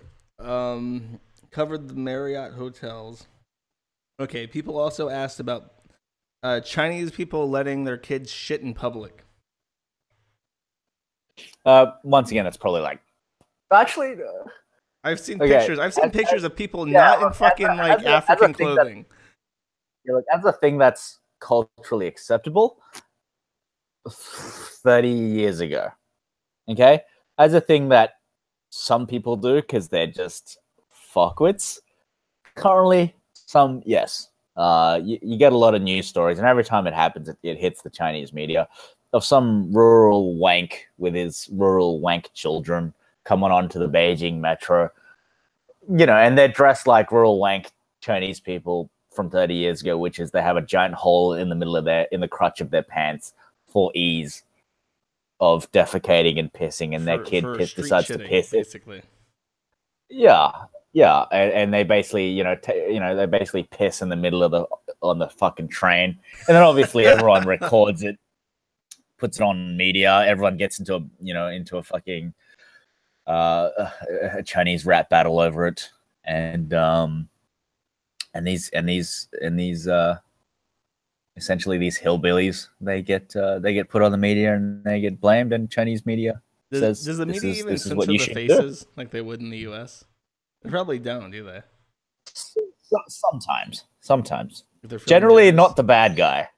Generally, not the bad guy, or what they see as the bad guy. Well, yeah, that's what I meant. Is they probably intentionally make it as shameful as possible, so that those people go home to their street shitting villages and spread the good word of not shitting in the street, as opposed to India. Technically, they don't shit in the street. They still shit in toilets, but they just have big crotch gaps in their children's pants. Why are they pissing on the fucking metro? What the fuck? Because they fucking think it's a place to piss. They didn't get they didn't get a hint from all the people standing around on the fucking train that maybe this isn't a place to piss. Obviously, well, that's what I mean. They're obviously fuckwits, right? Because even if you're completely uneducated, but you're not a fuckwit, and people give you dirty looks, you kind of know, right? Maybe this is not the place to fucking piss. This on this flat ground, it's not a gutter, it's not a fucking, it's not a tree, but they're just low class, essentially. Well, there's a picture I had of a woman. She wasn't dressed in like royal clothing. I'm calling bullshit on that. She's like in an airport holding a baby over a trash can and just taking a dump in that fucking trash can. And people are like, yeah, they're not all from rural villages, but they're still just low class. Like they're just still just people with no class, basically. The reason why you're seeing this picture is because it's not the norm. If it was the norm, people wouldn't be putting it up on media. All right. But that there is a stigma that the Chinese tourist is the worst of all tourists, right? And it is absolutely true. And look, once again, not all Chinese tourists. You sound like a SJW, the ones that are not all men. A lot of them do. They're phenomenally bad. Well, I brought that up because China is fighting back against the stigma, correct? They're trying to educate their people, but China has a lot of people. It'll get there eventually. There was a particular policy that I was hinting at where if you do record a shitty Chinese tourist, if you send that back to China, they will find that motherfucker and they will ban them from ever leaving the country again. They'll put certain travel restrictions. I'm not sure what the exact thing is, but there was. I do remember hearing about a policy where they'll put certain travel restrictions. If you get found and seen to as surpass a certain level of acceptability, they'll stop you from traveling for anywhere between 1 to 3 years. There was that thing you showed me yesterday, I think, where they were talking about how because people were asking a lot about this, is the social credit score, which isn't only a Chinese thing now. They're exporting it. They've exported their social credit system to Venezuela. So this is definitely, I think this is going to happen in every country, basically. I think it's going to happen in the UK and in Germany for sure, probably France, probably Sweden, maybe eventually the US, but the US is so paranoid. It'll take a lot longer to get there. But eventually it'll get all over. Okay, so there's some interesting new news about this, and I need to do some more research because I'm not sure what's going on. Okay, so if at the beginning, from what I understand, the social credit system, the Sesame Points, was just a thing that was made by Alibaba. Essentially, it's literally just PayPal. Okay, and it's like a commercial thing, right? It's social credit because it's got some tie-ins to the government, but essentially it's still a commercial thing, and it'll still just a reward and like if you have certain behaviors, if you buy certain things, you get rewarded. If you buy too much alcohol, you lose some points if you buy like Really? like nat. Yeah, yeah. If we buy over, if when you get down to the details, for example, if you buy more than a certain amount of alcohol per month or some shit like that, you might lose a couple of points in your social score. It started as a system much like opt-in. I'm trying to think of some equivalent that we have in the West. Like I guess say like PayPal. Say you use PayPal to pay for stuff, but because with China you would use it to pay for everything because it's basically cashless now. But say you used PayPal to pay for everything, then PayPal obviously has a record of what you're buying, right? Mm-hmm. And they kind of gamified that. So now it's like, if you pay for your bills on time with PayPal, for example, you get a higher rating. If you lag behind in your payments, you get lower rating. If you buy certain goods, if you buy a certain amount of certain goods, I was you get a talking higher rating. to somebody named Coach Red Pill about this. I mentioned the social credit score, and he was very gung ho, like, oh, this is the breaking point. One day the Chinese people are gonna be like, oh, we don't want this shit, and they're gonna revolt. And I'm like, and from what I heard, the Chinese people just like it because it's like a game now. And it's a game, so it's you gamify everything. I love the whole idea of gamification, because if you gamify anything from a commercial standpoint, if you gamify anything, it attracts people. It just makes it more interactive. People just love it. Okay, so it's a very effective system. So and I think we had a philosophical talk a few years back where basically, as the way Chinese society is, okay, if you fall in line to what the government's plan is, you can live very comfortably. Your life is amazing. It's good. And I think I linked you to this article the other day. So, if you had time to have a look, if you're even slightly step out of line, they make it very difficult. And the more you step out of line, it becomes exponentially difficult for you to do anything. And as a personal experience, in China, if you buy a metro ticket or a long distance rail ticket, if you buy it from their machines, saving them time and labor, you don't need an ID. You can just buy it. If you want to go to the counter and use a person to pay for the ticket, you need to show ID. So that's just one of the very small examples of if you fall in line and basically fall in line to their system, they make life very easy.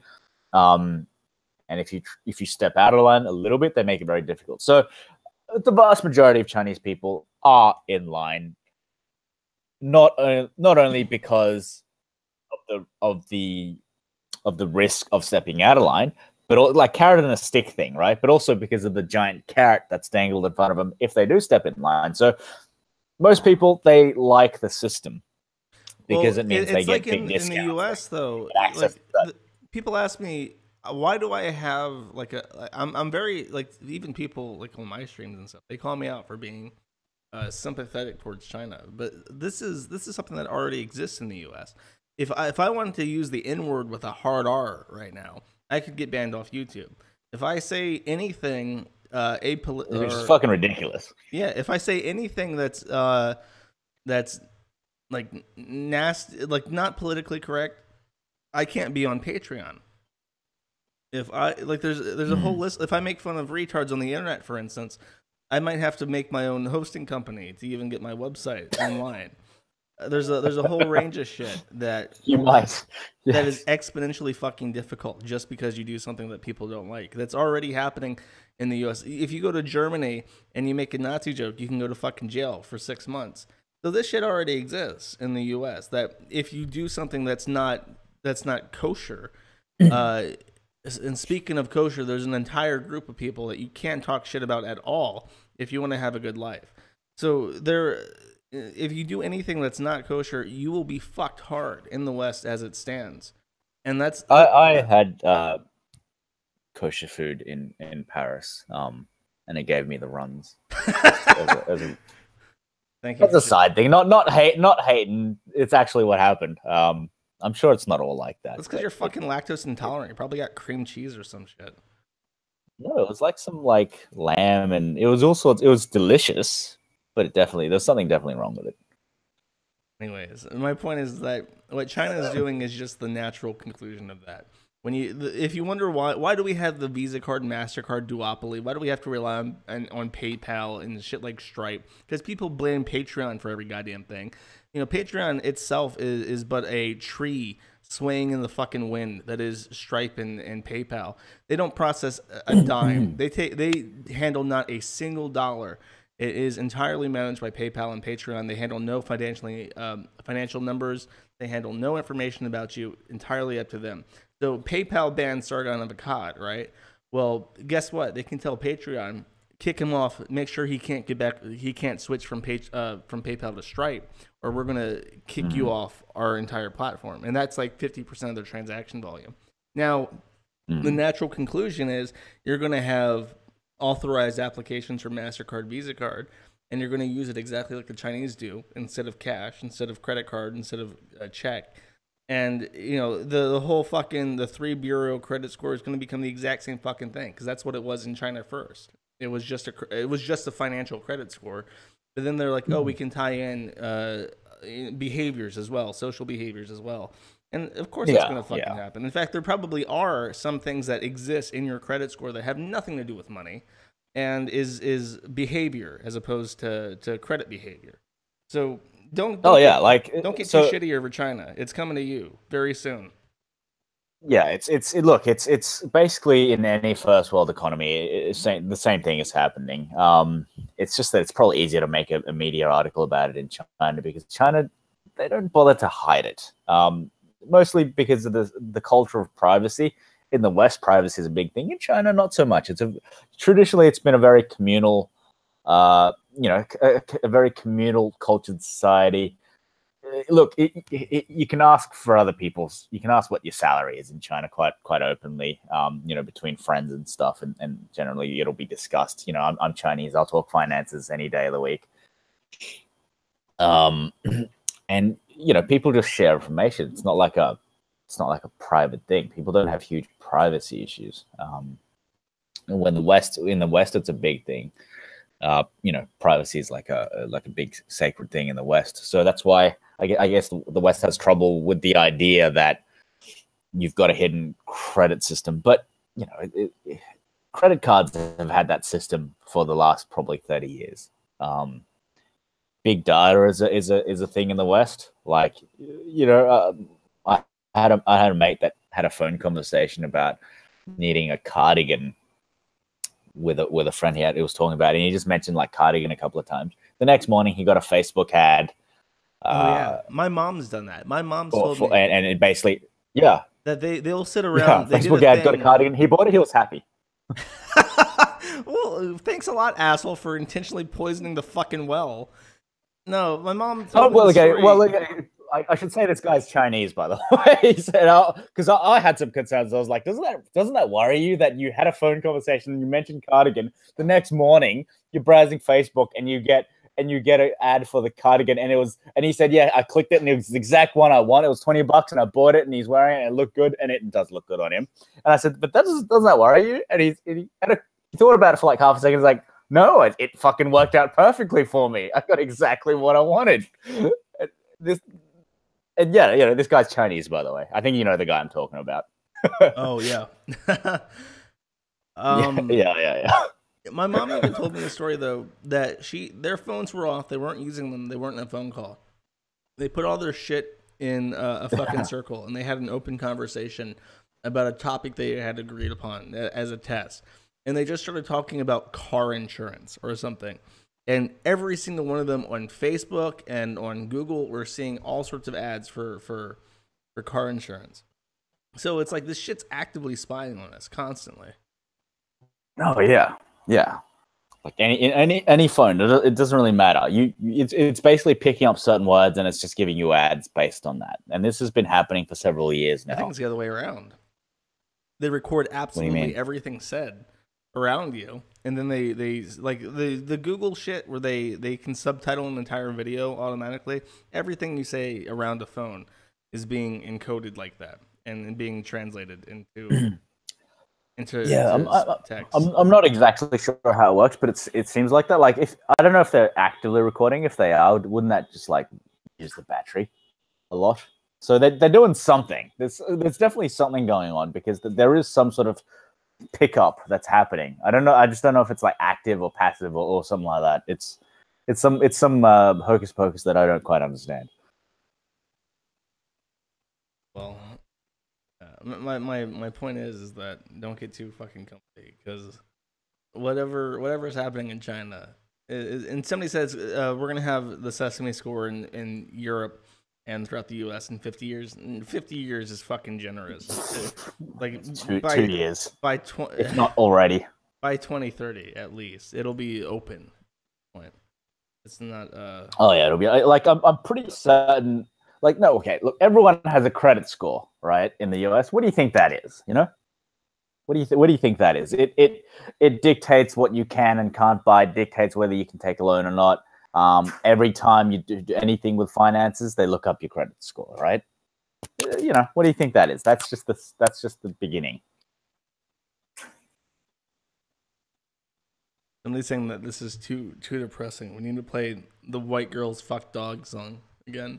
Have I shown you that? It's a no. It's a song. It's by this guy called Common Filth. I think he like paid somebody to sing this song, and it's just a song about how white girls fuck their dogs. It's pretty great, actually. It's really catchy. Yeah, if it's catchy, I'll listen to it. I don't care about the content. Just give me a catchy song. All right. Do you have any additional points? Otherwise, I'm gonna start skimming chat for some questions. Yeah, no, feel free to open it up to an AMA. I mean, there's a lot. Like, China is a big topic, so it's you know, it's very hard. It's going to be impossible to get through everything. So I'm happy to just talk about whatever people want to talk about. Well, a lot of people are calling you a Chinese apologist, and I fucking knew that they were going to. No, they can though. I mean, look, I don't mind. It doesn't matter to me. Like things are what they are. It does I don't have an objective. I don't have a direction. I just call it for what they are. My question is, like, one guy even a while back says, like, I'm stopped listening because this is obviously like a CPC shill. Oh wait, zero cuck, very great name. This fucker is literally a commie Chinese shill. I'm not listening anymore. Downvoted with 50 downvote signs. No, I'm just well, curious. Look, there's a reason why I'm living in Australia. Like, I wouldn't live in China. You know, you know, I don't like it. It's not something I would be comfortable with. Somebody asked me, what are the good, like, people don't help each other in China is the big one. I showed you a story a while ago from a guy on Poll basically saying, don't ever learn Mandarin. You don't want to go to China. And he recounted the story of this guy who busted his head open on asphalt, and they brought him to a hospital. And the doctor's like, are you going to pay for his surgery? And he's like, no, I just brought him here because he's going to die. And the doctors refused to see him. So like, yeah. So okay. So what happened was, right, and this, like, it's just so fucking dumb. Okay, basically, some old lady fell over, or you know, some elderly person fell over, had an accident. A good Samaritan brought them to the hospital. You know, fixed them all up, and there was a bill, and the guy, the person who was injured, the elderly person, can't remember, I think it was a woman, accused the younger lady who took her to hospital of being the cause of the accident. Whether, you know, probably because she was looking for a come up or something. And so they eventually went to court. And what the Chinese court did was how the Chinese court reasoned that because you took them to hospital, you must have been the one who was responsible. And that set literally probably one of the stupidest precedents I've ever fucking heard.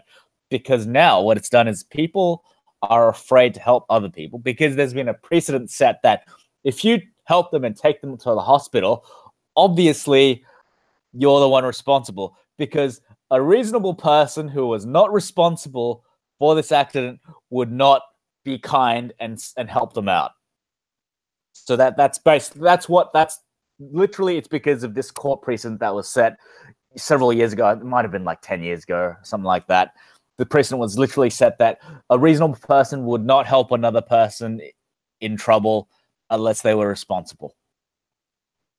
So, And that is literally the dumbest fucking thing I've ever heard. so it's not a cultural thing, you would say. It's a No, government no, thing. people more or less helped each other before that, you know, to varying degrees. But you know, in general, it was well within the norms.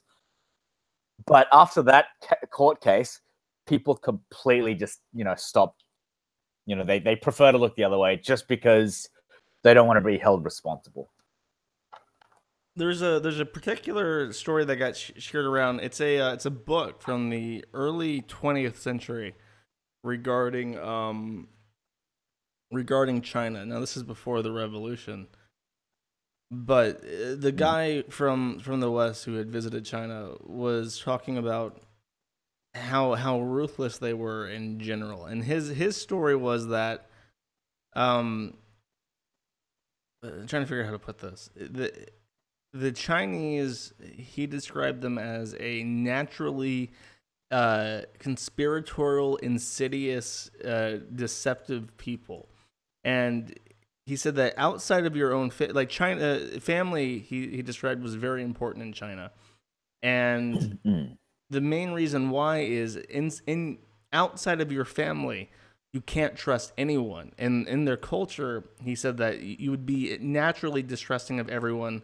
People would naturally not uphold their end of bargains ever.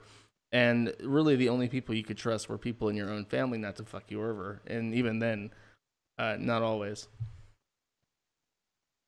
Do you think that's a fair portrayal of China?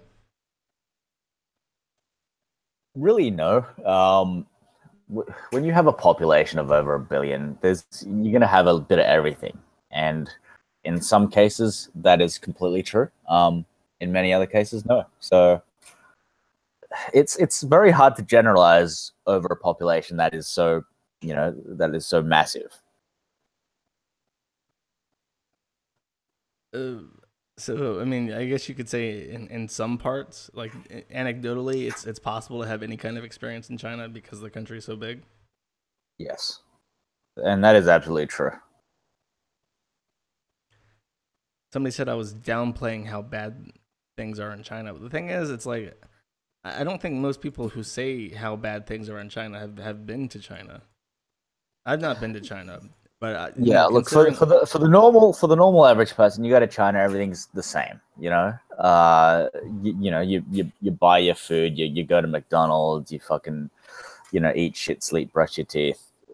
For the vast majority of people, life is just life in China. Like, China is not some like place where you fucking open a fucking portal, now you're on a different fucking planet. You know, it's literally just another country in the world. And as with most modern places in the world, and I've said this to you before, like, you go to any modern first world city, international city, it's practically the same. It lacks the flavor and culture that you would see maybe back in the 60s that you saw in movies, you know?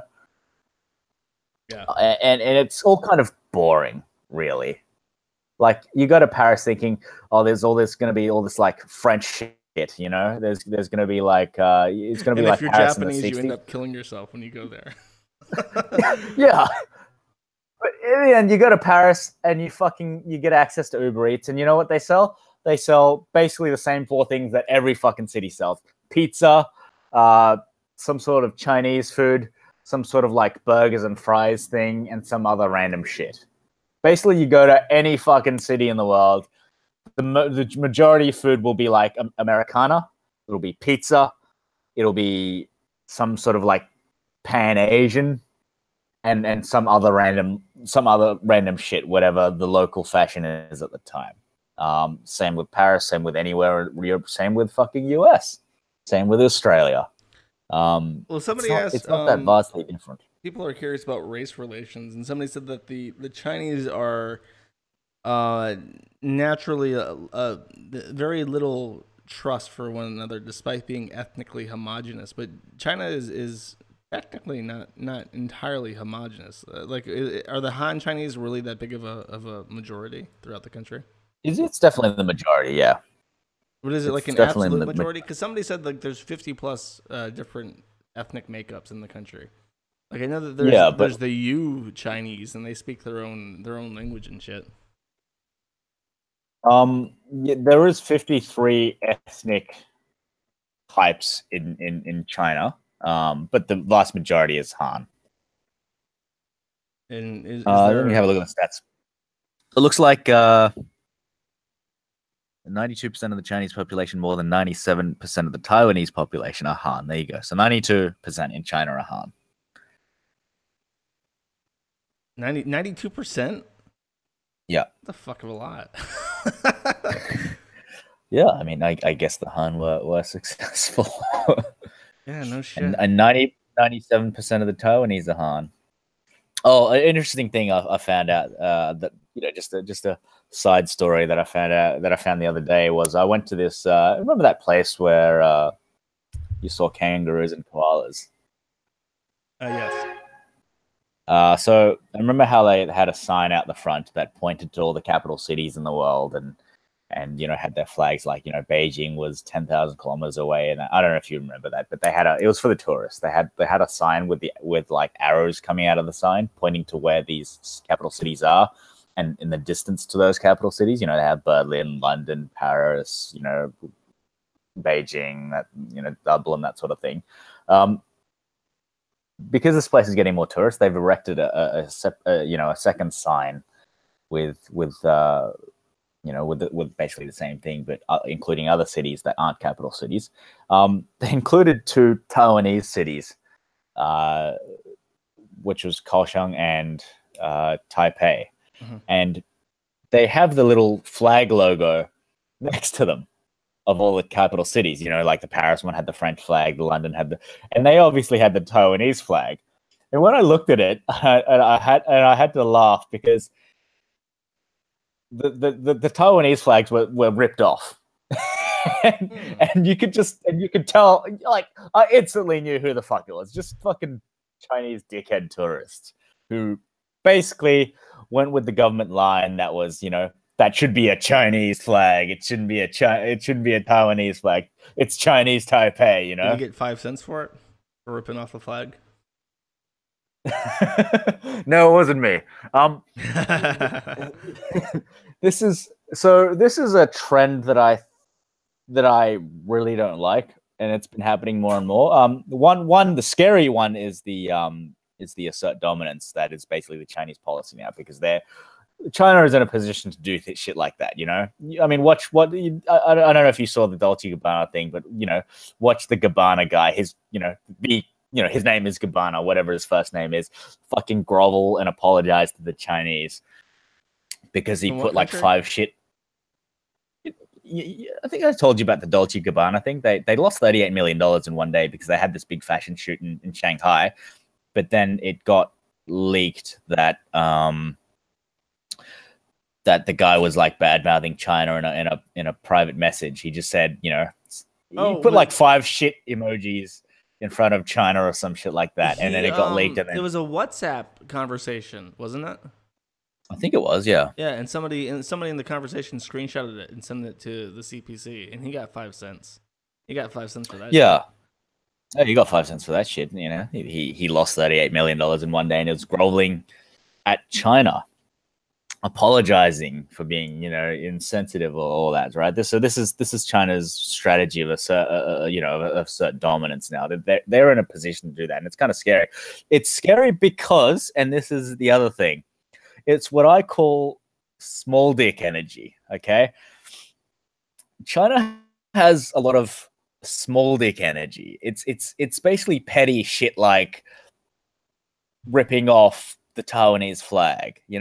If somebody says some shit about, if anybody says any shit about China, criticizing it, they get roughed up, man. Well, it was so they have a sort of an inferiority complex in a way, due to the small dick energy, and because they are in a position to assert dominance. That's what makes China fucking scary, because they'll take some slight badly, and then they'll basically fuck you over. And that, my friend, is fucking scary. What happened to Valve? You mentioned that before. Um, Well, okay, so there's a recap game on called that, Dota 2. let me do it. Yeah, Let me do it. you go ahead. Okay, Dota 2, popular game, kind of like League of Legends. Uh, and Dota 2 is very popular in Russia and China, and very competitive in China. And there's lots of Chinese players in competitive Dota teams. So usually there's competitions that happen on the mainland between players. Well, I think it was an Australian player who he made fun of the Chinese competitors by calling No, them. it wasn't Australian. He wasn't Australian. No. But he makes fun of them Isn't by it? calling them ching chongs. And this gets all the way up to the Yeah. party, right? And the party tells Valve. And usually, what happens is Valve defers these decisions regarding players and their behavior to the people organizing the events. Because Valve very, very rarely has any direct involvement in these events, except for the international. And so, Valve just says, okay, organizers, you do what you want to do with this guy. Organizers ask him to apologize. He apologizes. China says that's not good enough and tells Valve, you have to make sure this guy does not come to China, that he's kicked out, he's punished in some way. Or No. So okay. So Valve does a very hands off thing.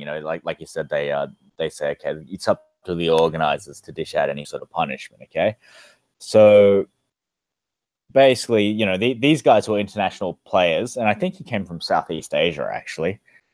He plays for TNC Pro, which I think is a Southeast. It's like a Filipino. It's like a Filipino team.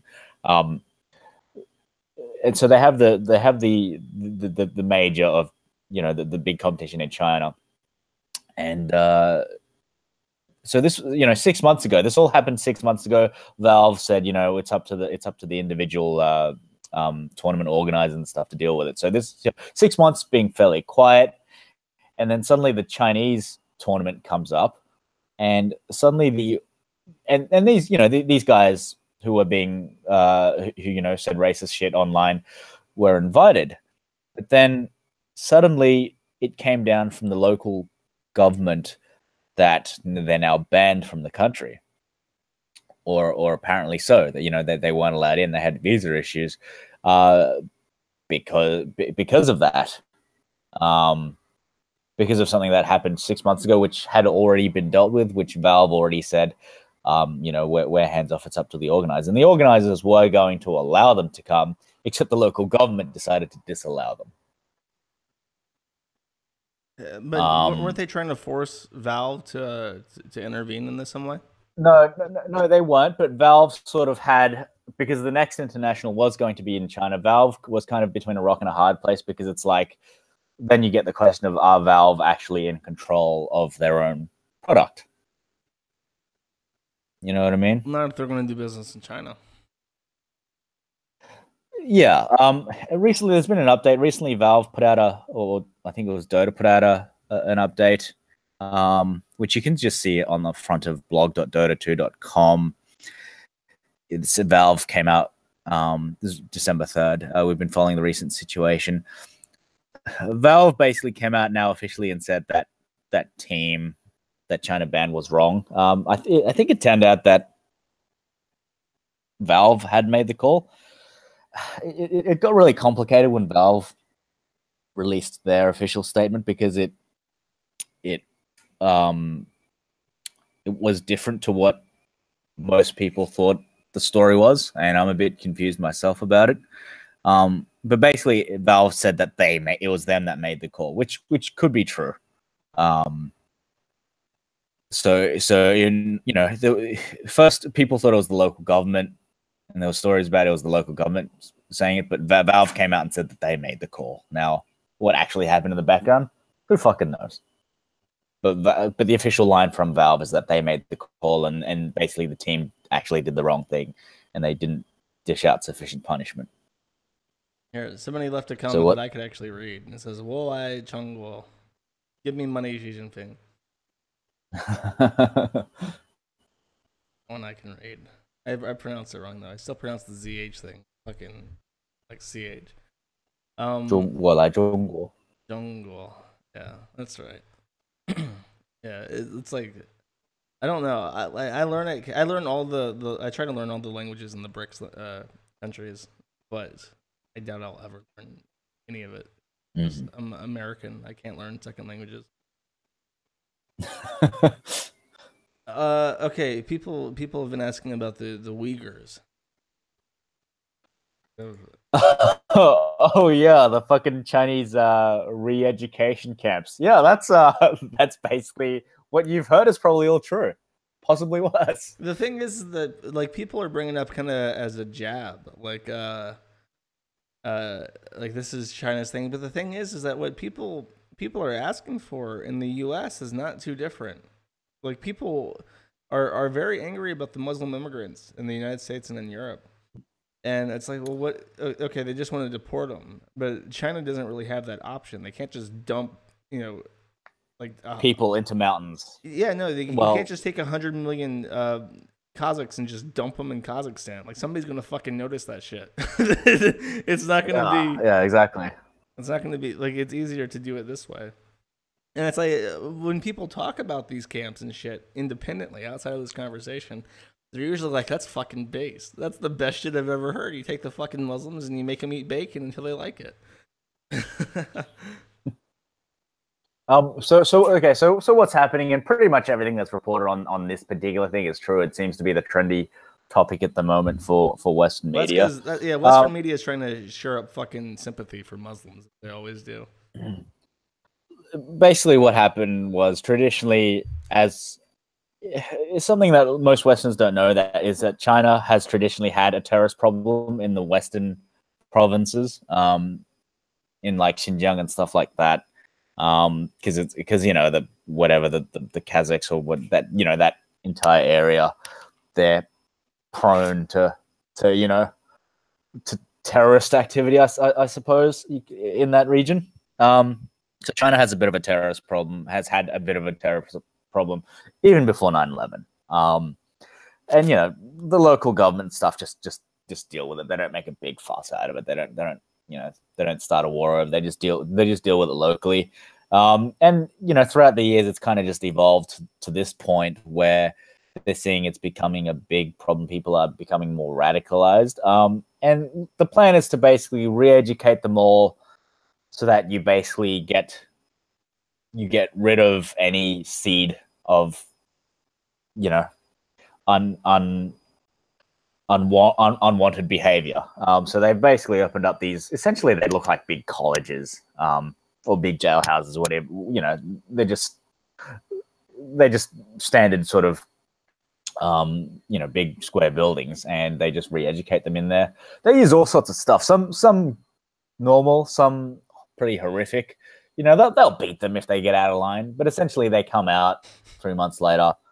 The idea is that they're reformed, and either they're reformed or they've been or they're too scared to do anything, or they're now upstanding patriots, or they've been brainwashed. Whatever it is, the idea is they come out and they're less inclined to act on terrorist behaviors. Somebody says you can't call it horrific. Well, the one thing I heard that was bad was that like a kid died in state custody because the mother was taken and the kids were taken, and two of the kids died. Kids die all the time in all sorts of custody. See, that's what I mean. That's my fucking there were too many people living there anyways attitude. You already had too many fucking kids. No, I mean, one kid. You have three. Kill two of them. Now you're even. No, well, literally, like recently in Australia, they had a royal inquiry because kids were being killed and treated like accidentally being mistreated and abused in youth detention, whatever. And now one of the kids survived and grew up, and now he's suing the government. So like this shit happens everywhere. In China, he's suing the government. Good fucking luck with that. No, I'm talking about Australia. Oh, kids die in custody all the time in the US and everywhere. In detention, like people just get treated like shit in detention in general, and China is no different. I'm not saying it's good. It's like I said, it's horrific. A lot of the stuff they do is horrific. Yeah, it is what it is. The one thing they'll beat you. They'll they make him learn Mandarin. there. I support that. I think that as an immigrant that doesn't speak a fucking word of Russian, I think at some point you just need to round up all the taco people, and you need to make them learn English. That's important. That's an interesting one because I actually didn't know that they didn't speak Mandarin. What? No, they speak Kazaki or something. Some sort of like Turkish, you know, evolution, I guess. But you know, I thought that if you lived in China, you knew Mandarin. It might be a case of them just forcing them to use Mandarin. I don't know. But yeah, no, that's a new one for me. I didn't realize they didn't actually know Mandarin. Yeah, no, the Uyghurs speak something else. Hold up. I'm gonna look this up now. I'm surprised you didn't know this. Yeah, no, I honestly didn't. No, I knew they spoke other languages, but it was surprising that they didn't know Mandarin at all, and they had to learn it. Yeah, maybe it's culture, language. Modern Uyghurs have adopted a number of scripts for their language, Arabic. What the fuck do they speak? Oh, they speak. They speak their own thing. The modern Uyghur language is classified under the Karluk branch of the Turkish language family. There you go. Yeah, some Turkish thing. Yeah. Okay, yeah, that's what it is. And they've adopted it to a number of different alphabets, like Arabic and probably Chinese in some places. But they make them speak Mandarin, which is a thing I support. I think if you immigrate to a country long term, you got to. Oh yeah. Even if it means that they have to round you up. Oh, and they also banned there's all sorts. It's kind of like the DPRK that when there's little information, people have all sorts of crazy fucking stories about what's going on in the country. But they did ban the name Muhammad, and they banned facial hair, right? They banned beards. They banned beards, basically. So all you bearded individuals out there, you know, China's coming to get you. That's just Xi Jinping being jealous that he can't grow facial hair like the Uyghurs. And nobody's allowed to have a more glorious beard. I mean, that nigga has a smooth face. Smooth as nice. What else? They banned beards for Uyghurs, but not for the Hui Muslims. I've never even heard of the Hui Muslim. Neither have I. The Hui Muslims probably don't blow shit up. That's why they get a pass. China probably doesn't care. Well, they do care about the Christians. Isn't there like a massive Christian resurgence right now in China? No, that's come down again. Like I think I mentioned it lightly before. There was a Christian sort of a uprising or growth, I guess.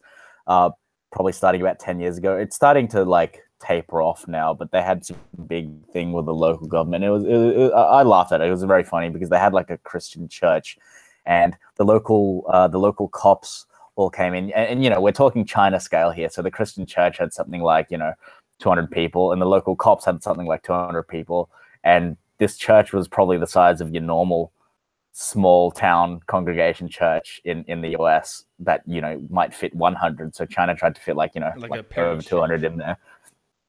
yeah, basically. And it was very funny because all the local police wanted to do was tear down the fucking cross because it was like a symbol, right?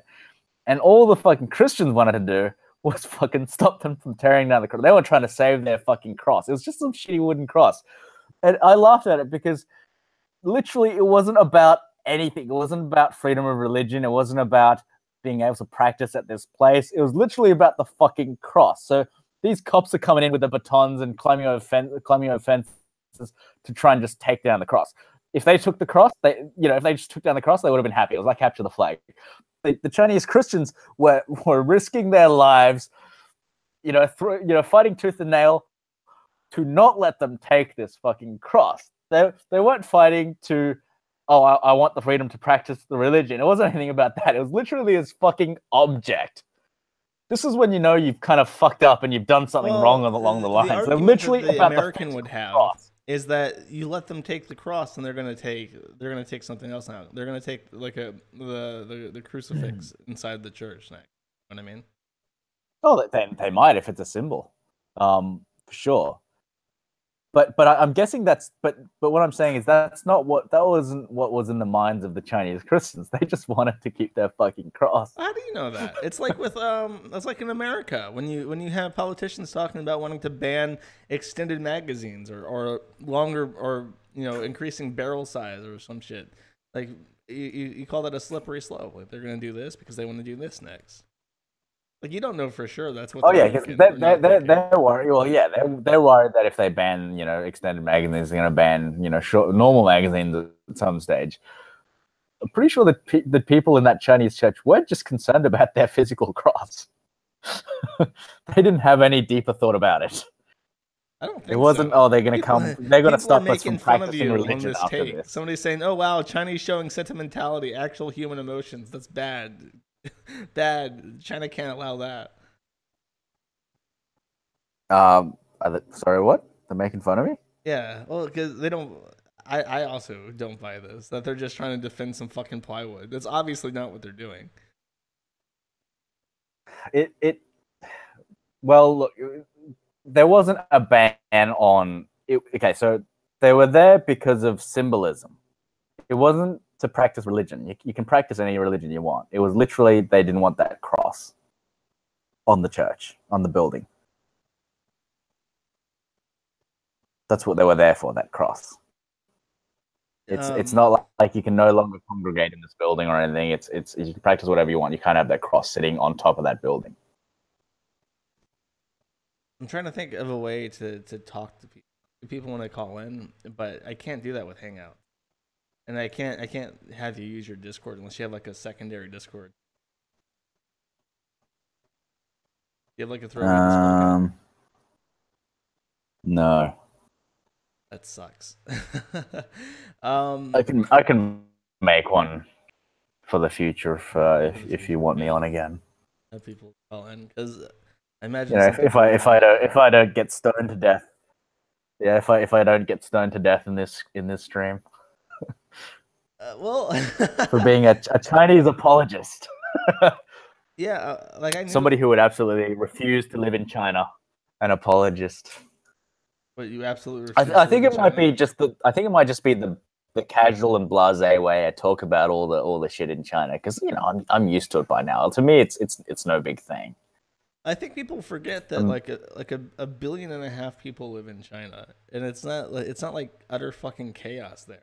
It's not like 1984. I would honestly no, exactly. If I had a choice between the United Kingdom and China, I would live in China because with China, you know what the rules are, and like okay, it's cemented. Like this is a part of the Constitution, is that you're not gonna fuck with the party. In England, basically, it's like you're free, quote unquote, until they decide that you went one step too far, and you never know where that line is. Like, whereas in China, it's just like you know what the line is. It's there. You know what it is. It's never going to surprise you. If you're doing something that's like counter to the party, like you know it. And I wouldn't want that to be, there's a reason why I choose to live in fucking like really poor countries where nobody's going to fuck with me because they don't have the faculties to. The means. Yeah. It's but like I would rather know what the line is than not know what the line is, as far as censorship goes. Which is why look, there's no doubt in my mind that anyone going to China.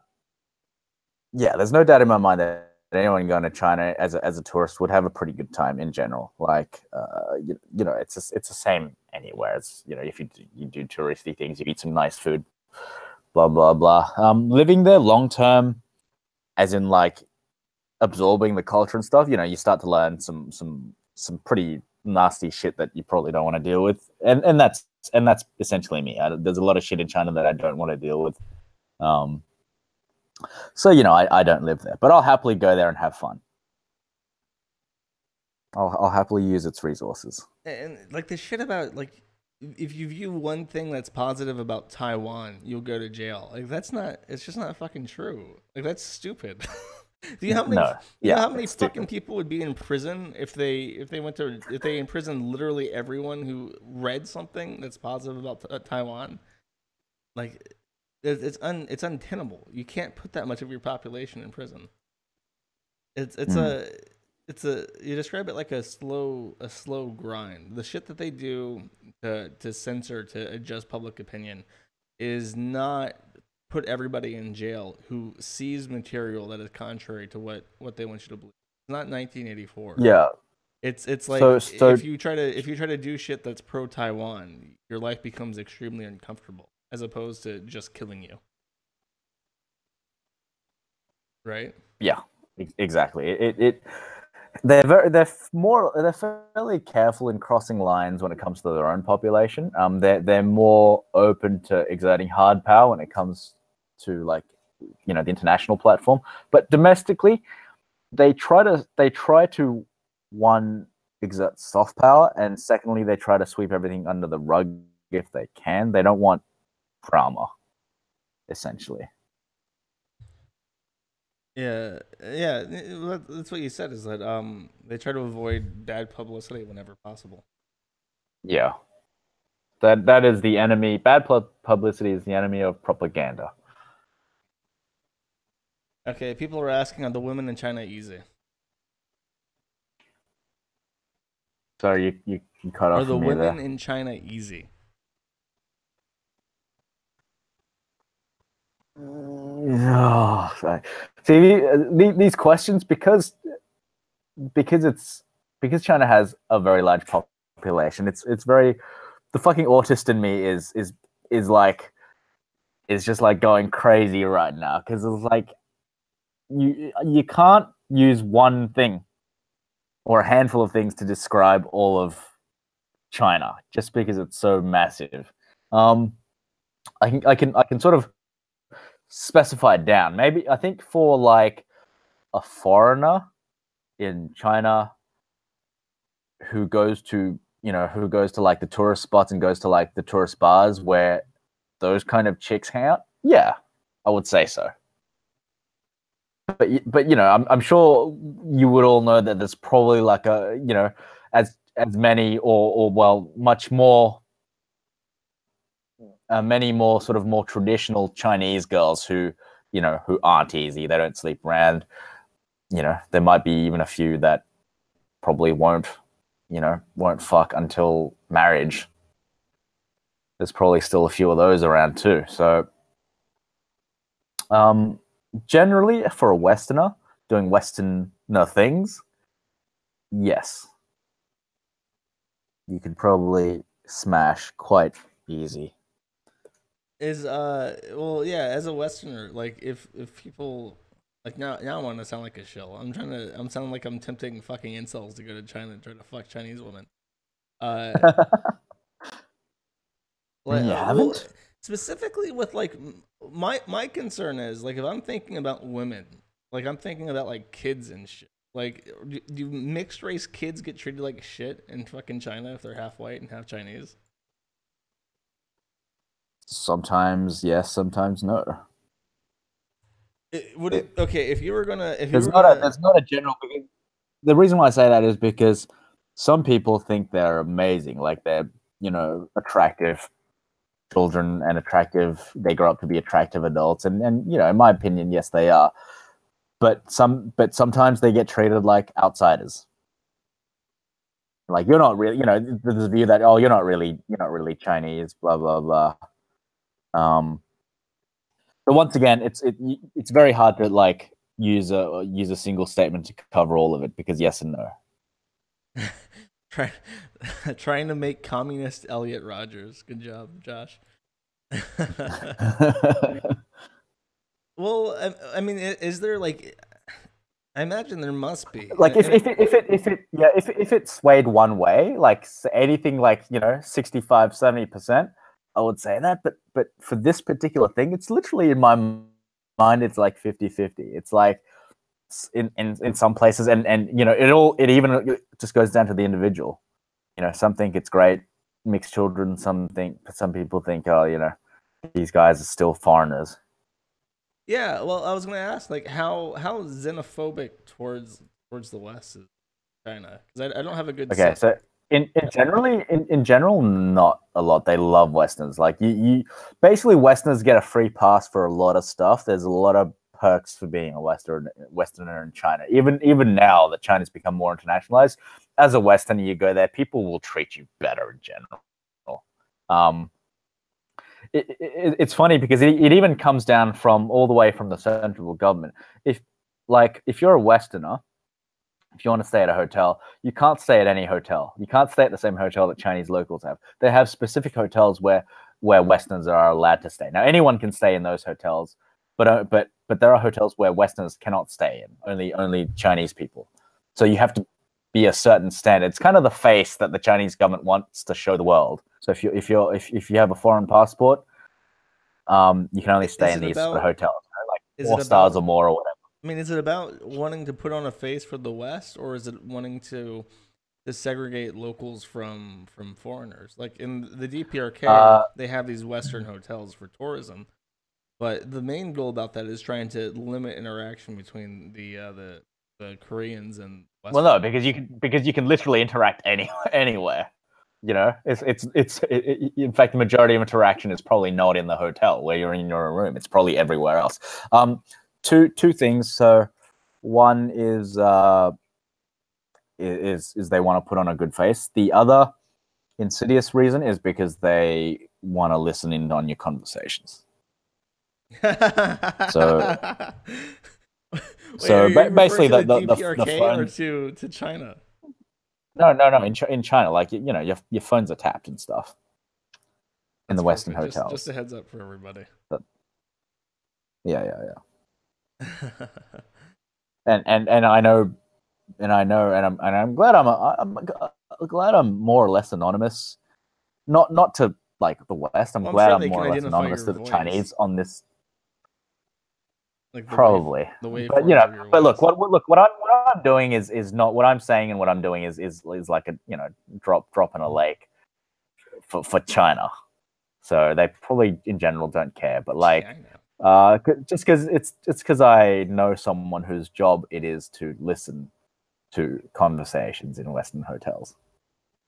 And it's not everyone. They're targeted. The targets are selective. Obviously, if it's anyone who's a big deal, or anyone who looks, basically it's up to the call of the manager. All I'm thinking and is it's their job. It's like you got to find like cucks for this job because you're gonna hear a lot of people fucking. No. It's not. It's not all cases where the whole apartment is tapped. The phones are tapped. No, only the phones? Yeah, only the phones. The phones are all tapped. And in some cases, possibly the apartment. Well, if the apartment's tapped, it's okay. Well, no, because it's once again it's China, so it's not some guy or a sweatshop of 50-cent warriors being paid to sit there to listen to everything. They have AI that picks up speech and not anything else. They do it efficiently. Of course. So basically, everything gets recorded on a computer. It gets transcribed via AI. And anything that's tagged as, selected gets listened to by a human. And it's funny because the person I know whose job is to do this, they're just like any other fucking schmuck working person, right? I asked them, it's like, so do you like properly listen? And they're like, no, I just go there and just like read a book. It's basically like the security guard that's like asleep in front of the fucking wall of monitors. It's literally like it's funny because at a human level, it's literally like anything else. They're fucking sleeping at the job just as much. See, chat's saying that it is like 1984 now because everything's listened to. But well, yeah, I mean it's the same in England. It is. I would say that's true because fuck England. Well, I will never say anything positive about England. Like China is not the surveillance right now, aside from like the technology, the surveillance infrastructure is not as high as England right now. China's getting there. Like that's the plan. But England is still the most surveilled place in the world.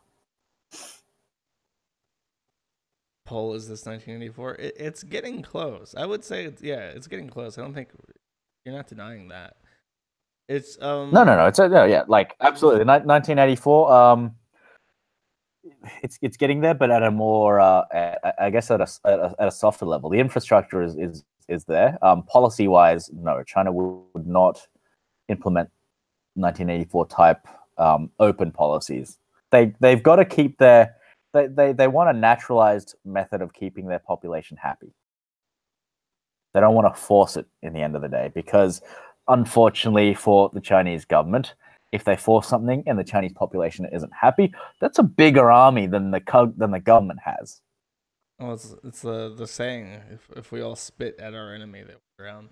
I remember that one. That's one of my favorites. Oh yeah, that's a Chinese saying. It's like it's sort of a saying on foreign policy. It's like basically, if any country pisses us off, well, with the population of China, if we all spat towards their country, their entire nation will drown. Sounded very, very smug about that when you laughed. It's funny. It's clever. It's clever. Yeah, like Americans, me included, do not like any kind of surveillance, which is why, like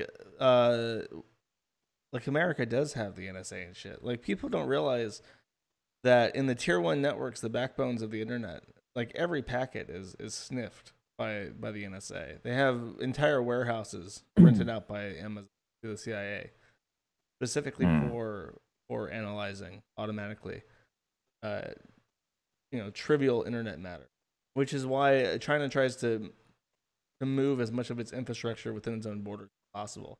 It doesn't like to use anything outside the country. Yeah. Yes, it's more or less the same in the East or the West. I mean, all these things that China is doing are basically they're just copied from West. China's just implementing it their own way, but the ideas behind it are all from the West. They look at the West, 80s, 90s, 2000s. They're like, oh, this is what they're doing.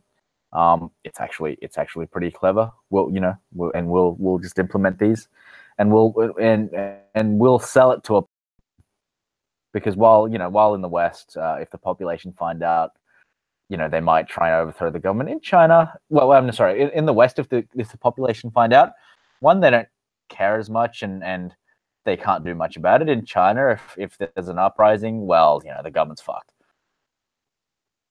Well, there was an uprising once. It didn't fucking work out too well. It. Are you talking about 84? Was it an 84 or 87? That was 87. It might have been 84. No, you're right. It is 87. There you go. You know your Chinese history better than I do. I know. What I learned, what surprised me most about Tiananmen Square was that it was Deng Xiaoping that was the premier at the time. I did not. Well, he wasn't technically the premier. He was never the premier, was he? But he was. No, he was not. He was the head honcho. Technically, he was. No, he was. He was. Deng Xiaoping was everything except the head of state for his entire duration. He was. Yeah, so he's the guy that I really like, because he was the guy that basically opened up China to capitalism, which.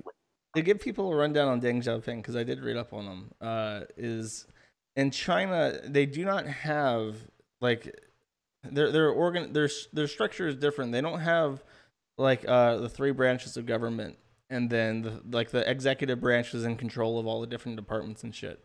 In China, they consider each member of the government basically to be equal underneath the Congress and the actually there is no judiciary. The judiciary is a part of the Communist Party directly.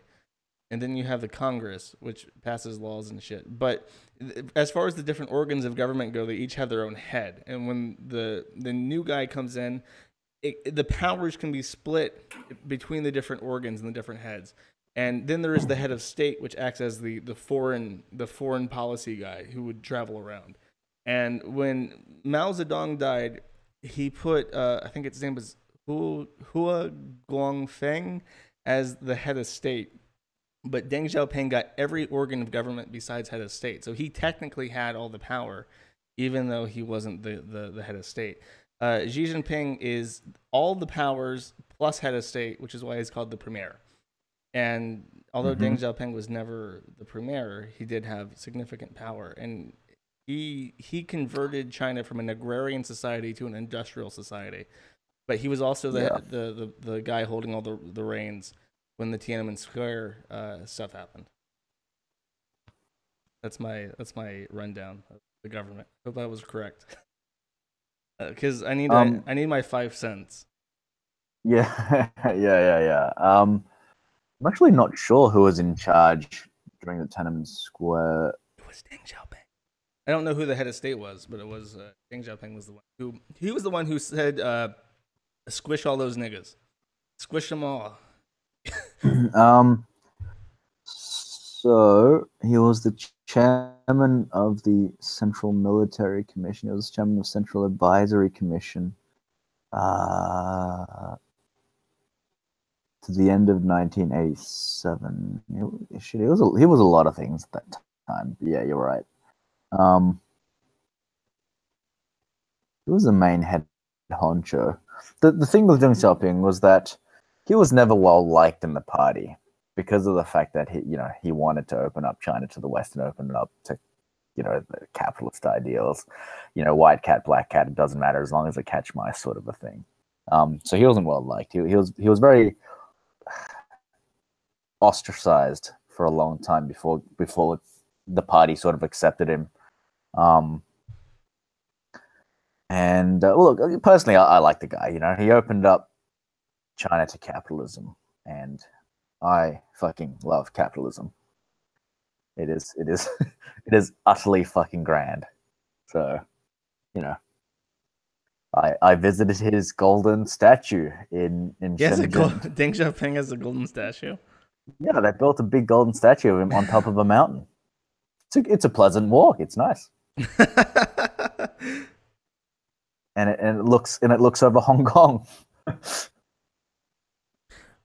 I don't know. People are calling me like a useful idiot. Like I was trying to give people a different view in China, because when people talk about China, like they have no fucking clue, and it's strange. Yeah, I mean, it's understandable because they have a very most of them probably have a hard on for a particular way that China is, and unfortunately for them, China just moves too fast for them to comprehend. It's vastly different to what they have in mind.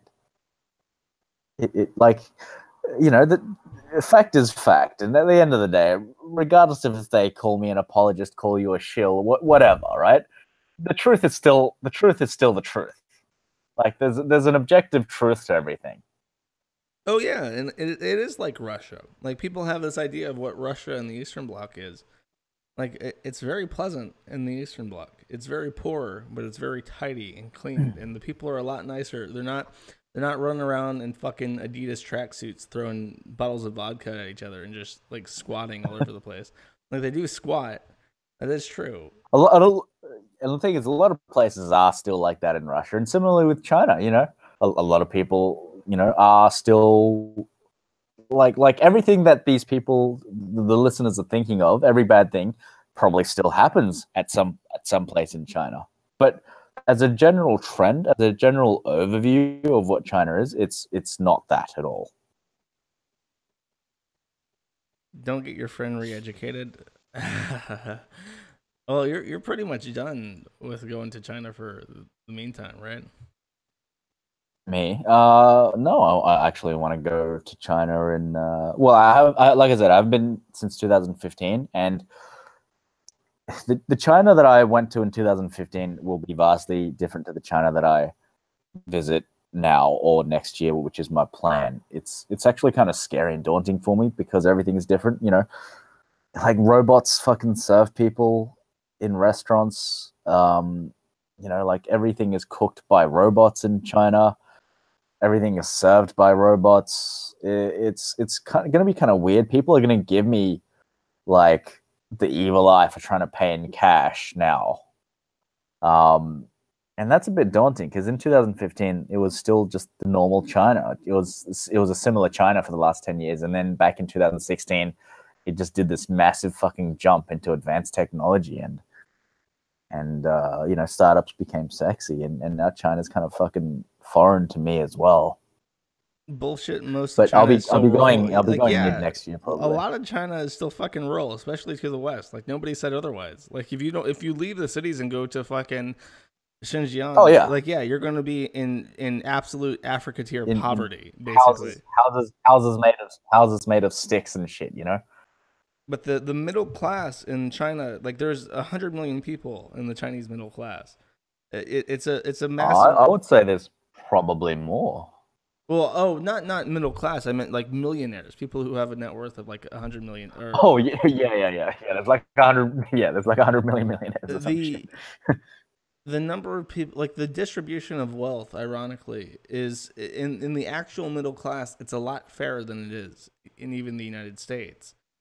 And you have all these people who have $1 million, money to fuck around with, who are doing crazy shit. And if you're looking at why China has grown so well, it's because they do have a middle class. The United States does not have a middle class. It has people who are too fucking poor to do anything, who survive off the government, who continually vote for more Gibbs. You have a struggling middle class, which is falling to shit. And then you have like the wealthy.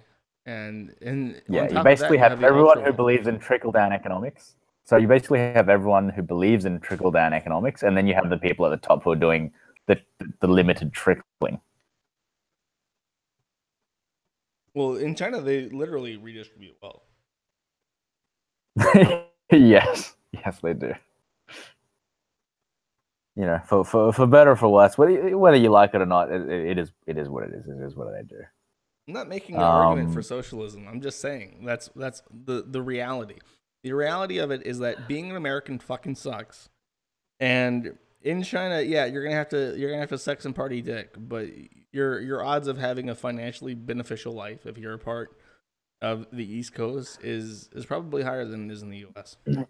Yeah, that's what we sort of didn't finish talking about before. Is that as somebody who basically toes the party line, you're going to live a pretty comfortable life, and this is why most people like that social scoring system.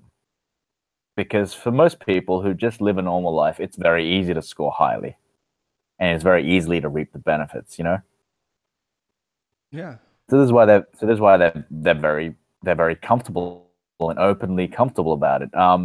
It's the people who who basically um, criticize the government, and you know, there's a lot of stuff for them to criticize about, you know, human rights issues, all sorts of like fair and equity issues as well. But the people who openly do this, they get terrible social scores. So, and you know, most people aren't protesters. Most people are just working middle class, and they live very comfortable lives. They get extra benefits for having a higher social score. And I think what's bothering a lot of listeners is that I talk about this in a very casual term. Um, you know, I'm not saying this with any sort of disgust or spite or anything. And I guess it's because I'm just used to it. Like it is what it is. You know, I Are have there my organ personal opinions. harvesting prisons? There must be. Yes, yes, there is. So that In would fact, I think most of them are basically if a you know, if a prisoner is on death row and they've been given the death sentence, more than likely their organs will be harvested. oh, after they die, don't they just get shot? No. I'm pretty sure they like because somebody Um, said I was reading a story. sometimes. There was an American living in China. They would hear like fireworks, and then they discovered that they were living very close to a prison, and they were probably just hearing people get shot. Um, probably used to be the case. I think the shootings are decreasing in number because it's because of ironically health and safety laws, because the cleanup is kind of a pain in the ass, so they prefer to just like inject them. Obviously they're not in sterile hospital bed conditions. They probably just still line them up, but instead of shooting them in the head, they'll just give them an injection in the neck. Well, you can't harvest Just organs 'cause from a person you've injected lethal chemicals into. You can blow their brains out and then depends take what the you organs. depends what you inject. No. Depends You what you can't put inject, I chemicals in suppose. somebody then take their liver. That doesn't work. You gotta pop them.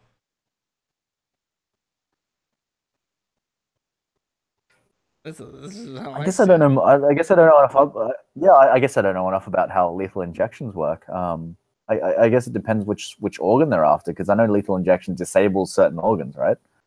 Yeah, no, it's exactly what it does.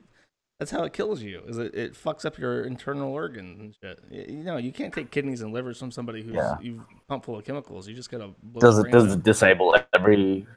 I guess if it yeah. I mean, okay, if it disables every organ, then no, you can't. You yeah. Yeah, no, No, yeah, you're absolutely right. But in general, yes, they do harvest organs, and they'll find a way Well, here's my to question kill then. the Okay, person off and people harvest are their organs. ranting and raving about this. Shouldn't we execute more people in the U.S. and shouldn't we harvest them for everything they're fucking worth? Like honestly, like we have a serious fucking criminal issue here. Like I see nothing wrong with executing pedophiles and taking their organs. Like Um, you stole little Susie's virginity. We're gonna fucking take your heart. I'm sorry. Like that's just the trade. well, it's one thing to think a certain way in our personal opinions, but what's palatable to the public is something different, especially in the West, where public opinion seems very cared about, I suppose. For my personal opinion on it is that yeah, there are definitely logical reasons for harvesting organs of criminals, right? Uh, does it contravene a bunch of human rights? I guess it does. It probably does. People want my Um, liver. And they can't have my liver. My liver is too pure for you fucking you know, alcoholics. um, like my personal opinion is that yeah, there is a good argument to harvesting criminal organs. And yes, it does I think contravene the big human complaint though is that rights the law. people being executed are probably like political dissidents as opposed to pedophiles. Um, it, it could be anything. They just could be like Oh, drugs are probably drug the big one. traffickers, could Yeah. be sex traffickers. They could be drug traffickers, sex traffickers. People tend not to get killed, by the way, for political dissidents. They tend to just get locked away and shoot out of the public, or they get or like that ink girl that disappeared. She's in a hospital somewhere, being treated for mental illness in quotation marks.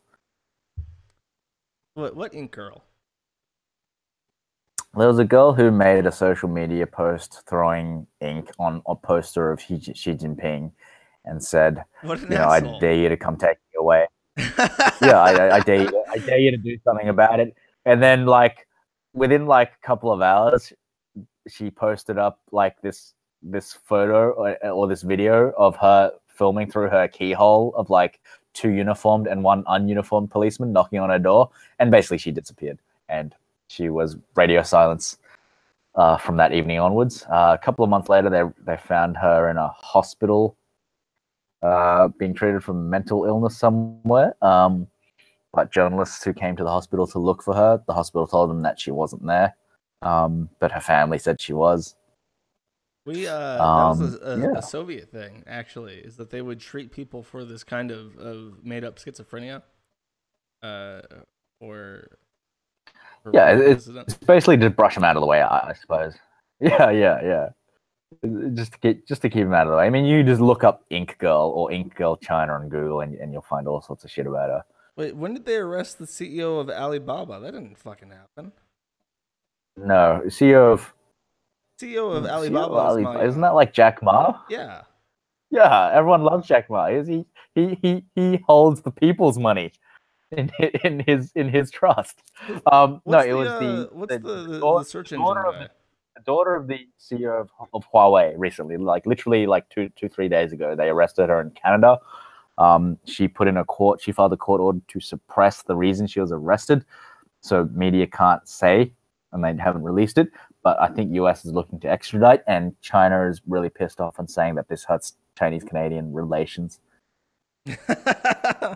Well, they better not fuck around with that because China's But going yeah, to take. this is current news, so it's probably worth following in the next couple of days because I'm pretty sure shit's gonna happen. Because yeah, this is like a big deal.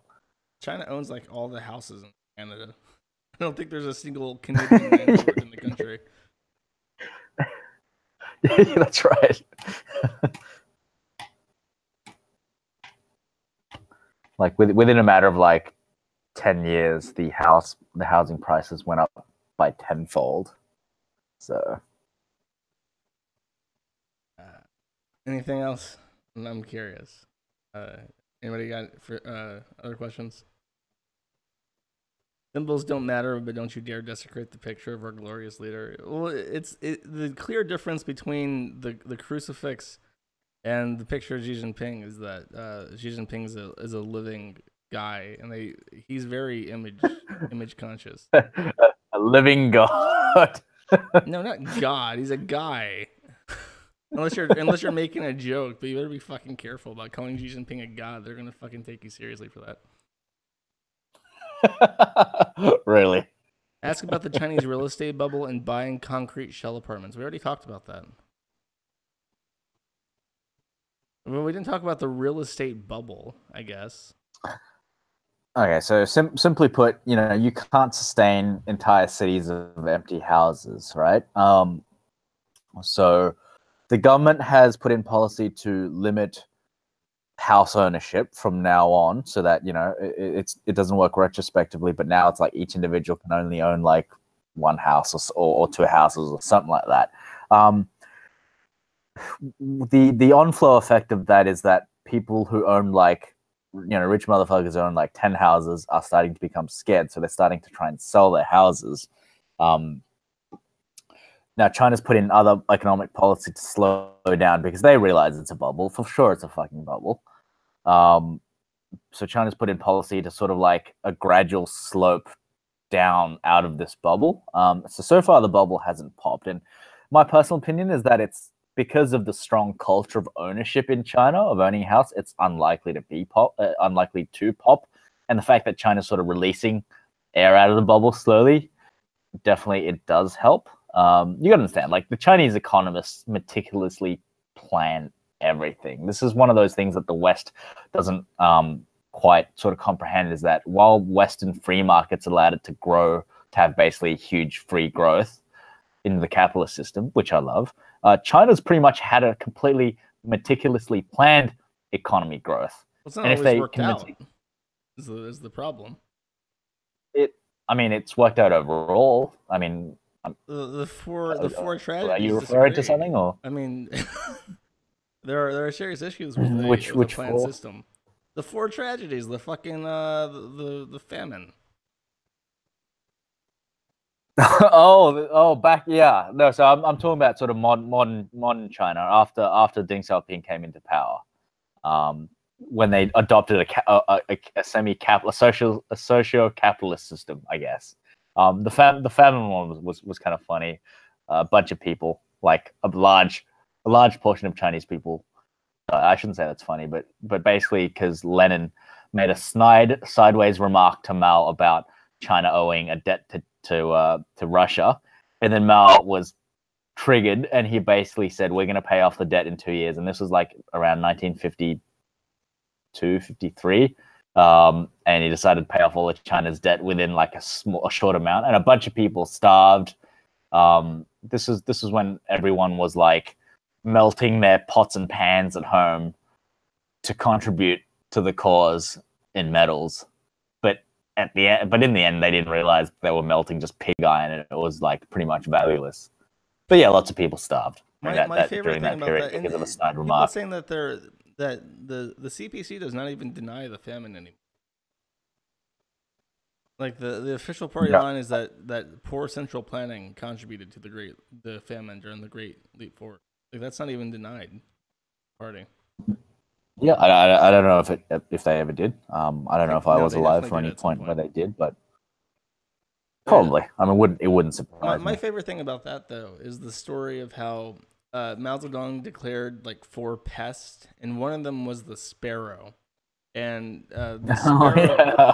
the sparrow ate seeds and it ate insects, but because it Yeah, ate it seeds, hindered agriculture yeah, it was because it ate seeds from crops. it was very useful for removing pests and for spreading seeds. So Mao Zedong declared the sparrow to be a pest, and the Chinese would literally chase the sparrow around with pots and pans, forcing it out of trees and stuff until it would literally fall out of the sky and die of exhaustion. And the Swiss reported during this at the embassy that the sparrows would all hide in the Swiss embassy's trees, like hundreds of them, because it was the only place the Chinese couldn't get to with the pots and pans and kill the sparrows. So that was a huge factor in the famines. Yeah, a lot of weird shit happened in those times. Literally just because Lenin made a snide remark about Mao and his ability to pay. But to finish off the real estate thing, so China's sort of doing a gradual slope to slow down the bubble, trying to prevent it from bursting. Now, obviously, because of the policy of people owning only a limited number of houses and stuff, there is, people are selling out the houses and trying to move their money overseas because, having your money in China is kind of insecure because literally the government can do whatever they want with it. Technically, it's the same in the US and in Australia. The government can just take your money in the bank. There are laws just to allow that. But in China, they're just more likely to exercise it, I guess, in truth. And so people are sort of there's a mass exodus of wealth out of China now for the last probably seven years, I'd say. And the government has put a control on that. So now any individual in China can only move money outwardly at a rate of 50,000 US per year per person. So that there is a policy there of wealth exodus in China. It is literally 50,000 US per year per person. That's a little known fact. Well, it's even WhatsApp limits the amount that you could send people, like when they're. Oh no, we're not talking about a platform. We're talking about just literal federal state Yeah, but there's also a limit between how much you can send between people. In WhatsApp. Yes. Do you mean, or what do you mean? You can only send up to $100,000 per year. That's like a WhatsApp policy, right? I don't know if it's a policy or a thing that the government did. The government of China? What other government? Yeah, I've just said there's a hard. I don't know what's WhatsApp got to do with China. Oh, not WhatsApp. Fucking WeChat. Sorry, I mix it up all the fucking time. I'm sorry. Oh, WeChat. I don't know. I'm sure there is a limit in WeChat. I'm not sure it's to do with the exodus of funding. A lot of it would be if you're trying to move it overseas and stuff. But a lot of it probably is to do with tax as well, I would say. As in, if you're over a certain, if you're moving over a certain amount of money, that means you have that much money to move. That means you should be over a certain tax threshold. Somebody is talking about the banking. This guy called Robert Smith in chat. He is ranting. He's been ranting for fucking 15 minutes about this shadow banking system, like fucking muttering it to himself like a fucking lunatic. And it's like, ask a question. What, do you know anything about a shadow banking system? Because this guy is about to eat his fucking arms in frustration. Okay, literally, the shadow banking system is basically just the non-official banking system. Every country has it. It's basically, you could call it. It's basically the loan sharks. There's not some other, there's not some other fucking Bitcoin-based system. No, it's literally just talking about, like financial systems that are not recorded officially. So, I mean, is that like Bitcoin or what? It could be anything. It's just anything that's not centrally controlled by the government. Like shadow banking could be if I were a millionaire and you were like some big real estate developer, and I loan you, $100 million at 10% interest or whatever, and you give that to me. Obviously, the government doesn't touch any of that. That's basically the shadow banking. That's shadow banking. It's just big organized financial, well, not necessarily big, but just well organized financial institutions that do finance stuff, but is independent of the official. Well, it's just like a black market, but with money, is what you're saying. Literally, yeah. That's literally what it is. Yeah, that doesn't. I mean, well, I'm confused. It's nothing. It's nothing significant or particular to China. Really, every country has it, except in China, the local governments borrow from it to fund huge developments. Well, I guess that's just like, yes, that's like true. Corruption. Is that what would be considered corruption? It's like if you can't. It's like it's not quite corruption. It's definitely not It's not above board. It's basically when local governments can't get a certain amount of funding from the central government, they'll go through the shadow banking system with the permission of the central government, sort of a thing. It kind of reminds, like, the way it's described is like the Yakuza. I'm just confused, like what in particular you want to hear about, because it's the shadow banking system is nothing interesting or different to however it operates in the West. It's nothing particular to China, other than as you said, governments are willing to do business with the shadow banking system, which is essentially just an unrecorded financial system. He says it's as big as the actual banking system, but I mean, I guess it would be wise not to keep money in the Chinese banks. Just how it sounds to me. Like, I would want to keep my money in fucking bags of rice over the Chinese bank. Gold bars or something. Like, and obviously with the shadow banking system, there's no guarantee there either. And it might be as big as the actual system. Probably, I wouldn't be surprised, but because it's kind of unrecorded, I don't think anyone really has any idea. But yeah, like it's I mean, I get what you're saying, but it's not particularly interesting. It's kind of old news, I guess. It just sounds like what would be a natural consequence of very large government. I think what they're hinting at is people are speculating that China is going to collapse at some point in the near future, like not in the distant future, but in the near future.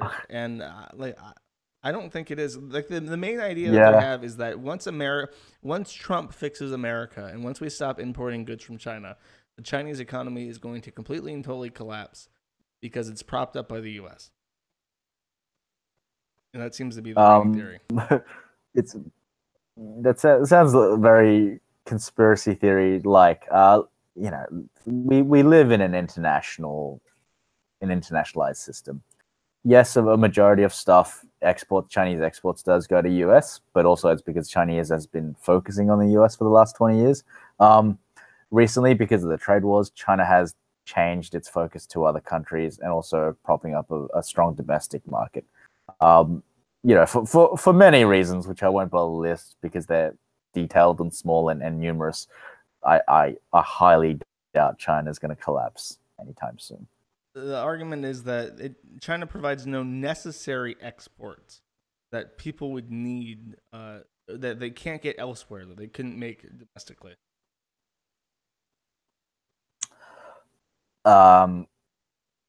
Yeah, true. But it's the logic isn't a slippery slope where because they don't make anything necessary, they're gonna fail. That's a bit of a slippery slope that you can't you can't really make. Well, in a situation where, let's say that overnight, because apparently Trump recently strong armed China into accepting some kind of trade deal. They were reluctant to do it first. If there were a Do you know what situation, it is? hmm? You cut out again. I don't know. Can someone link it to? It's not particularly relevant. It's just as a hypothetical. If the Yeah. United States were to replace all of its Chinese imports, like overnight, what would China do to fix that? To stabilize its economy? Nothing. It would be fucking mayhem if overnight all the imports stopped. Well, okay, even if it wasn't overnight, let's say that Trump put out a 4-year plan to do this. What would China do to correct the problem? Oh well, it's already taking steps to do that by having stronger economic ties with many other, especially developing countries. Developing countries need a lot of shit. Countries with that previously had no middle class, but with a growing middle class, they're very hungry. Places like Africa, places like South America, they fucking love Chinese goods, as does the US. Um, and so, China recently has been making stronger ties. You had the American trade group, whatever that was called. I was reading about it the other day, but China's like made its own. With Brazil and all those other countries, some acronym. The US had one with its acronym. The China had its own with its acronym. And there's like APAC as well, and basically they're just big trading blocks that get created. And what China's doing that to I guess to enforce itself against the US trade war is that it's forming closer ties and trade blocks with other nations. That's its plan of softening any sort of US pushback. Like if it happened overnight, yeah, like shit would crash. In not only in China because everything's so well linked, shit in the entire world will crash. But obviously, it's not going to happen overnight. So it's just in general. There was that recent article I was reading that I think the US obviously it either started taxing or banned. No, China started limiting pork imports from the US. So it started limiting American pork, which dealt a big blow to the farmers. But obviously, the American government, who's having a trade war at the moment, to soften that, promised the American pig farmers that the government would buy a certain amount of pork, a certain tonnage of pork per year from the farmers in order to soften that blow. I actually don't understand how that system works. Like, what does the government do with all that pork? Probably subsidize it somewhere else or something like that. But the irony was that one of the major pork companies was owned by a Chinese company. So essentially, the government was buying pork from an American company that was owned by a Chinese company, and they were doing it because China banned pork imports. Well, let's. I mentioned that story from the guy from Pole, like way back when I first started talking, and that's his whole thing was don't go to China, don't do business in China because they will implement whatever tricks they can to try and fuck you over. You have to be one, a shrewd businessman to be able to successfully do business in China, and secondly, the way to do business in China is very different to the West. It took Coca-Cola 10 years to learn that. Like Coca-Cola was in China 10 years before they even had an actual presence, like an out-facing retail presence in China. Coke was doing stuff in China for like 10 years. They were learning how it works, how doing business in China works. It's not underscored by contracts and agreements and law and stuff like that. It's just a um, very different climate to do business. All right, somebody's been begging me to ask you about pollution. What is the pollution situation in China? Okay, so I think it's called PMT or something. What is that? The measurement. Oh, pounds per PMT, mil or something? no. It's. Let me look it up. Pollution measurement unit. It's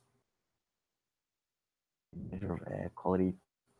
I think it's just called PM. Yeah, it's PM levels, which measures air quality.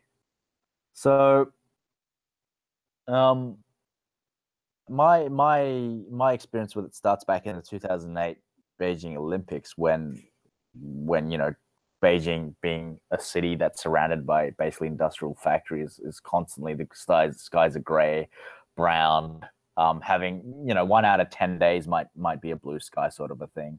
Um, what China did 2 weeks before the Olympics was like while China doesn't have this is back in 2008 we're talking about. So while China didn't have the awareness of being environmentally aware as it does kind of today, in 2008, what they did have was political power. And what they did 2 weeks before the opening ceremony of the Olympics was basically ban cars from driving on the Beijing roads. They have massive political power to do shit like that. Okay, so when the opening ceremony happened, when they were on the international stage, Beijing looked really clean.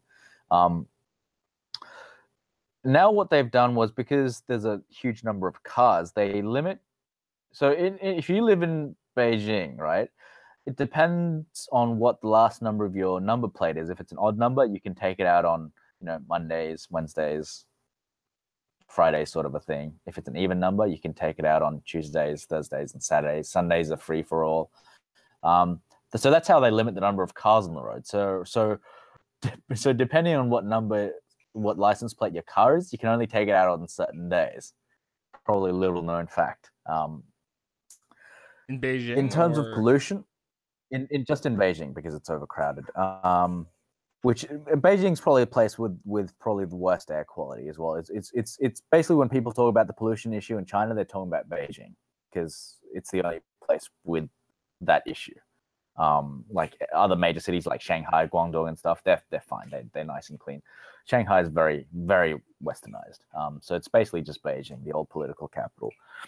What they've done now was that probably for the last 5 years, and when they become more environmentally aware, they have tried to put in controls to limit the number of the PM levels in the air. They've limited the amount of work that the factory's done. They've limited the amount of like pollutants that factories can release.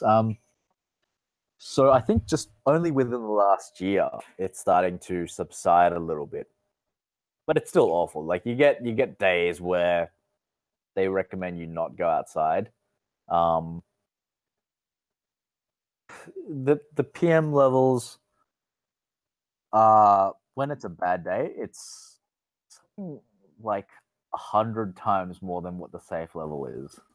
that's a Like lot. we're not talking like we're not talking about just over or anything like that. On a bad Somebody's day saying in that there are Beijing, multiple major cities in China that are in the top 10 most polluted cities on the planet. yeah, I wouldn't be surprised. I think that takes average PM levels per year or something like that. So if I'm looking at the real time real time air pollution quality index right now, it's 65, which is moderate in Beijing. Over the past 48 hours, the minimum is 13, the maximum is 151. It's PM 2.5, PM 10, which is a different particle, 17 to 192. Like, I'm not sure what these numbers mean either, but you can just take it as a general min max. If I were to I'll just compare it to, say, what's a good American city to compare it to? San Fran? Well, like a giant shitty dump, the LA. No. I mean, like an average decent US city. Oh no, San Francisco is also a shitty dump. Um, Like, I just want to compare PM levels so I can sort of anchor. Like a It's currently in Beijing at mid-sized city? 65. I don't even know. Probably something like Buffalo. Buffalo would probably be an American city. All right. PM levels, Buffalo, New York.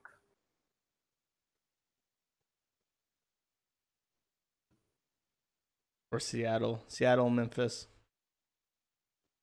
Okay, so Buffalo at the moment is good at 39. Beijing right now is moderate at 65. So Buffalo, minimum 28, maximum 60 for the last 48 hours. And this is where you get the funny thing in Beijing. For the last 48 hours, minimum 13, maximum 151. So it Holy fluctuates fuck. a lot more. Yeah. Yeah. Is that So, like I because said, of on wind blowing bad days, shit in from a different city or what? yeah, it's basically Beijing's kind of surrounded by factories and industry. So on a bad day, depending on the weather and the wind, you'll get all sorts of shit being blown in. The government will come out with like safety announcements, PSA saying you should stay indoors. Everyone around Is that wears when masks. people wear masks and shit on the subway? Yeah. So do they have a plan to repair air pollution or like in the long run? Or Yeah, like I said, they have a strategy to basically, the general strategy is to just reduce air pollution, have less sort of like coal burning and more renewables and stuff like second to Germany. Like China is one of the leading sort of like investors in renewables domestically. It's got all sorts of like solar powered shit and energy efficient crap. Like you go to even the small towns and stuff, and all the street lights are all solar wind powered.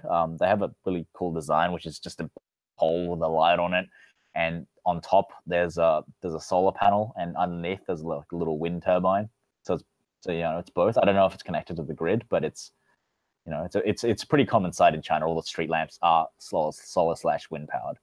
well, They can just manufacture and produce this shit. Well, at least in the big cities they are. In the rural towns you don't have shit.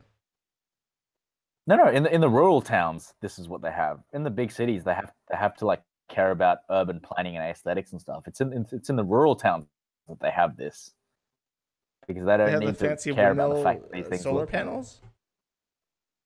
Yeah, these aren't fancy. They're just street lamps with a solar panel and a wind fan turbine thing. The blades on it. I mean, I guess we call them fancy in Australia and the US because these aren't so like prevalent. But yeah, they're literally everywhere in China. Chat's very skeptical about solar panel. they don't like solar panel. Yeah. Yeah. Well, I'm just telling you what's in China, what I see. So Okay, they're begging me to read you this article about fake moons. About how have you heard of this? No. They're saying that China is so polluted that the government is planning to replace streetlights with fake moons. I'll put this up. Okay, this is the aha. Gotcha. Where have you pasted it? Hangouts. Okay, so I'll bring it up on the thing. Chinese cities plan to launch artificial moon to replace streetlights. Dust-like glow, a proposed satellite, could light an area with a diameter of 10 to 80 kilometers, people daily report. In Chengdu, there is a reportedly an ambitious plan afoot for replacing the city's streetlights, boosting the glow of a real moon with that of a more powerful fake one. So they're going to send like a satellite that basically floats over China to provide light, replacing street lamps. Is that the idea? That's what it sounds like. It doesn't sound like anything having to do with pollution. I don't know why they said that was like a pollution thing. I haven't heard this before, but that actually sounds kind of fucking cool. You could make it so that it broadcasts like a picture of Xi Jinping to replace them. Yeah, he's now the man in the moon. His face is just going to be carved on the fucking thing. No, but that sounds fucking ultra sci-fi sci-fi and kind of ultra cool. Like, and you know, to comment on what I think people might be thinking about is some insidious plan to trick people into thinking there's a. I mean, obviously, no one's gonna think that it's a real moon. It's probably literally just China's ambitious plan to control the environment they live in. I mean, I think that's kind of fucking cool. If I could launch a satellite, to replace the moon for nights when there is no moon, and I just want a nice looking moon, isn't? I mean, that's cool. I like the idea. I'm not sure if there's anything particularly insidious about it or anything to do with pollution. Um, you know, regardless of whether it's a moon or a fake moon, the amount of pollution that's in the Beijing skies when it's bad, it covers everything. You know, forget about the moon. You can't even see 20 feet ahead of you. So I doubt a fake moon's going to make them forget about the situation they're fucking in. But with that said, as a separate idea, I think having a satellite launched to replace a moon is fucking amazing. It's like you're trolling them. They're mad about like the environmental destruction right now, which I guess is fair because the Chinese don't really seem to care about the environment too much. Not traditionally. So when China was a developing country, so this is another big topic, but TLDR, traditionally in the Industrial Revolution of the West, the West was very pollutant. They destroyed entire ecosystems with their coal burning and stuff like that. But now they're all first world, so they can do things like energy efficiency, stuff like that. It's a little bit unfair to say to developing countries like South America. And I'm not saying it's wrong, but it's a little bit unfair to say to like Brazil, hey, you can't be doing this like developing country shit where you take shit out of the ground, burn it. It's unfair to say to India and China and places of developing Europe that, hey, while we did this in the 30s and stuff, and we polluted everything, now we're first world, you can't do the same. We don't want you to use these methods to sort of become a developed country. It's kind of unfair to say that. Now, I'm not saying that it's bad that we're telling them to not pollute, but they don't have the means to like, have energy efficient renewable systems. They kind of have to use coal because coal is kind of cheap, So it's a little bit unfair to say that they can't. Not that it's not a good thing. They're producing far more pollution than we did at our peak, but they have way more fucking people than we did during the Industrial Revolution. Yeah. Look, everything you kind of have to get an accurate measure, you kind of have to measure per capita. Now, as carbon footprint per capita, Australia is actually one of the biggest. By the way, this environmentalist, environment loving country is actually one of the biggest carbon footprints per capita, just because we live in big spaces. We are a rich country. We consume a lot, and we throw away a lot. China is actually one of the lower ones if you look at per capita. If you look at just carbon footprint per capita, and in the last probably 5-7 years, China has, like many other countries, China, has openly stated that yes, there is a global warming issue, and they're putting in strategy and policy to, I guess, help ease that. Are you aware that there is a synagogue in Beijing? The synagogue is everywhere.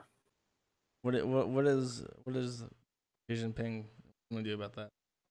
The imminent threat. Nothing. He doesn't care about religion. Like from a government point of view, religion doesn't really exist.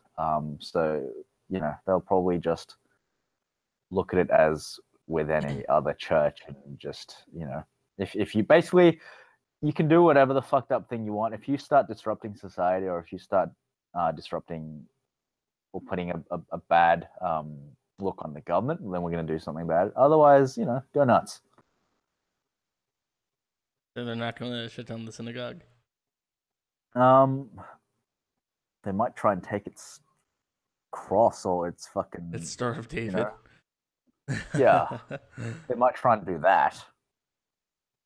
There's not that many Jews in China.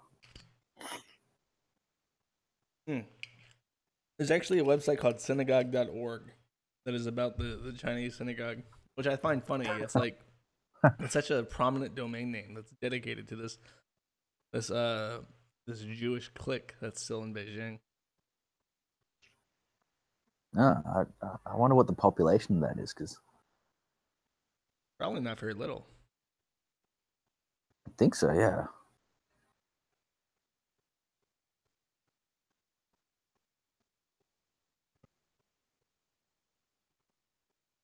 Anything else? The K Feng people are all Jewish Chinese. Heard of the K Feng? Yes, I have. Yes, there's a group of, I guess, like many generations ago, there were a bunch of Jews that came to China, and I mean they all look Chinese and stuff, but technically they originate from Jewish roots, and they live in a particular part of China, and they have their own language, I think. Look, very. I know very little about it because it's not like a well-known thing. It's probably a very one of those particular things that's not very well known about. What's that word I'm looking for? Obscure? Yeah, obscure. I don't know. Like people don't know about it. People don't care about it. People are very concerned about the future of China if they don't deal with the K-Fang menace immediately. I don't think the K-Fang menace has anything on the power of the Chinese central government. Maybe they can share a cell with the Uyghurs. Maybe they can share a cell with the Uyghurs. Maybe they could. I mean, when they start, I'm not too worried about the religious influence. Like people, like I'm vaguely aware that South Korea in particular, has had serious issues with influencers from outside the country fucking with the country. But like after World War II in particular, with the Japanese trying to conquer basically all China, like China, I think it's even written into the Constitution that only the Chinese can rule over China. Like you can't be a politician in China unless you're Chinese. I have if you want to talk, this is the thing that gets me. Like I said yesterday that all authoritarianism is bad to me. I do not like authoritarianism. I don't care if it's far right or far left. I don't care if it's communist. I don't care if it's like fascist, because censorship is like it'll always bite you in the ass. It's just anybody who likes to speak their mind. And yeah, unless you are the authority, obviously. Yeah, but it's like I'm in agreement. But that's my one caveat, is that unless I'm the actual authoritarian. Well, that's a very chinky thing of you to say, motherfucker. It is indeed. It is indeed. But I was just gonna say it's written into their constitution that only the Chinese can rule China, and I'm not for censorship at all, and I'm not worried for the Chinese in terms of having outside influence take over the. It's just not gonna happen. I don't think. Yeah. No. Like even on a commercial basis, it's very difficult. The government will always have its fat little fingers in the pot somewhere. Like the policy for foreign investment is you have to be partnered with a local company to do any business in China. Another little known fact: you can't just go to China and establish, like Coca-Cola LLC or whatever. You have to be partnered up with a local Chinese company to do anything. Yeah. Oh, they have to own like 50% of it, right? Yes. Minimum 50% of the company. And that basically, I mean, 50% in a Western sense, it means you have equal power. In China, no. 50% means that 50%, but the Chinese government gets to tell you what to do. Okay. So there's that. So, the people are calling you a shill. I just don't. I don't get it. It's like he's not shilling. He's not saying go spend all your money in China, forgive China for all its sins. It's like these are the sins. These are the things that they do that decrease Yeah, enjoyment of yeah. I freedom think in the it's the country. very yeah. I think it's the very nonchalant way that I describe China. I'm not saying, "Oh, this is atrocious." It's probably the very neutral language I use. While neutral, when the listeners are bent a certain way, anything to the other side, to one side of it, would sound against them. But you know, uh, China, of course, has its good and its bad, and that's the truth of it. It's a very big country. Um, you can sort of get a measure of what my opinion on it is by the fact that I'm not living in there, and I would like to avoid doing business in there. So you can sort of get an idea of my overall feeling on it. But because it's so big, there's definitely a lot of profit to be had, lots of advantage to be taken in China. Like I'm happy it exists, um, and just as with anything in life, take what you can from it, and avoid the bad parts. Right? Is China better than the West? um, Seriously, stupid question because you need to be specific in what metric we're using. In what metric? I don't. Well, I suppose if we're going by where you would prefer to live, like your answer is obvious because you don't live in Yeah, China. yeah, exactly. And I would refuse to live in China long term, at least for the time being. Look, in to be honest, and my entire life, I've always thought that living in the West is better. And it's only in probably the last 2 years, from what I've seen in China, that I'm starting to think, and obviously I'm not even considering it at this stage, but just as a thought project, looking at it on the surface of it, China's becoming a more easier place to live for a more or less Westerner or a Western orientated person like me. An interesting thing about, at least on the ground level, on an individual level, the service industry far exceeds that of the West. Um, things like delivery meals and stuff like that, 24 hours, 24/7, you can get anything you want. If you went to a restaurant on the other side of town, and you left your bottle of wine at home, you can basically, for like $20, you can get someone to like deliver it to you for like, within like half an hour. They'll come to your place, and somebody else in your place will give it to them, or if you've got one of those like high tech phone controlled locks, you can open it up and they come and get it for you. Everything will be recorded on their cam. If you left your purse or your bike helmet or something at the restaurant, and now you're home and it's 1 a.m., you can basically order a service that goes and gets your helmet. The hospitality and service industry is very mature in China now compared to the West, like vastly exceeds that of the West. Well, the biggest thing, Probably because labor is so cheap. well, yeah. Well, when you talk about that, like even here, like it's very hard in the Eastern Bloc to get shit done. Like it's a struggle. Like everything is fucking annoying. And that was my biggest problem in the Philippines is that everything was so fucking annoying. Everything Mm. was too complicated, and like I don't know. Like again, I'm not defending China. I'm just saying that in terms of like of convenience factor, like that shit, China does a lot of things right for one. So like Yeah, yeah. And there is a sort of an insidious background to it. Okay, they make living very comfortable, but that it's very hard to step out of line. Once again, it's carrot and the stick. They make the carrot so big and the stick so big that it's just, even logically, it's almost like it's stupid to want to do something different. You know what I mean? Like the incentives to toe the party line are so big that even naturally, just using a full-on free market capitalist thought system, it makes sense to do it this way.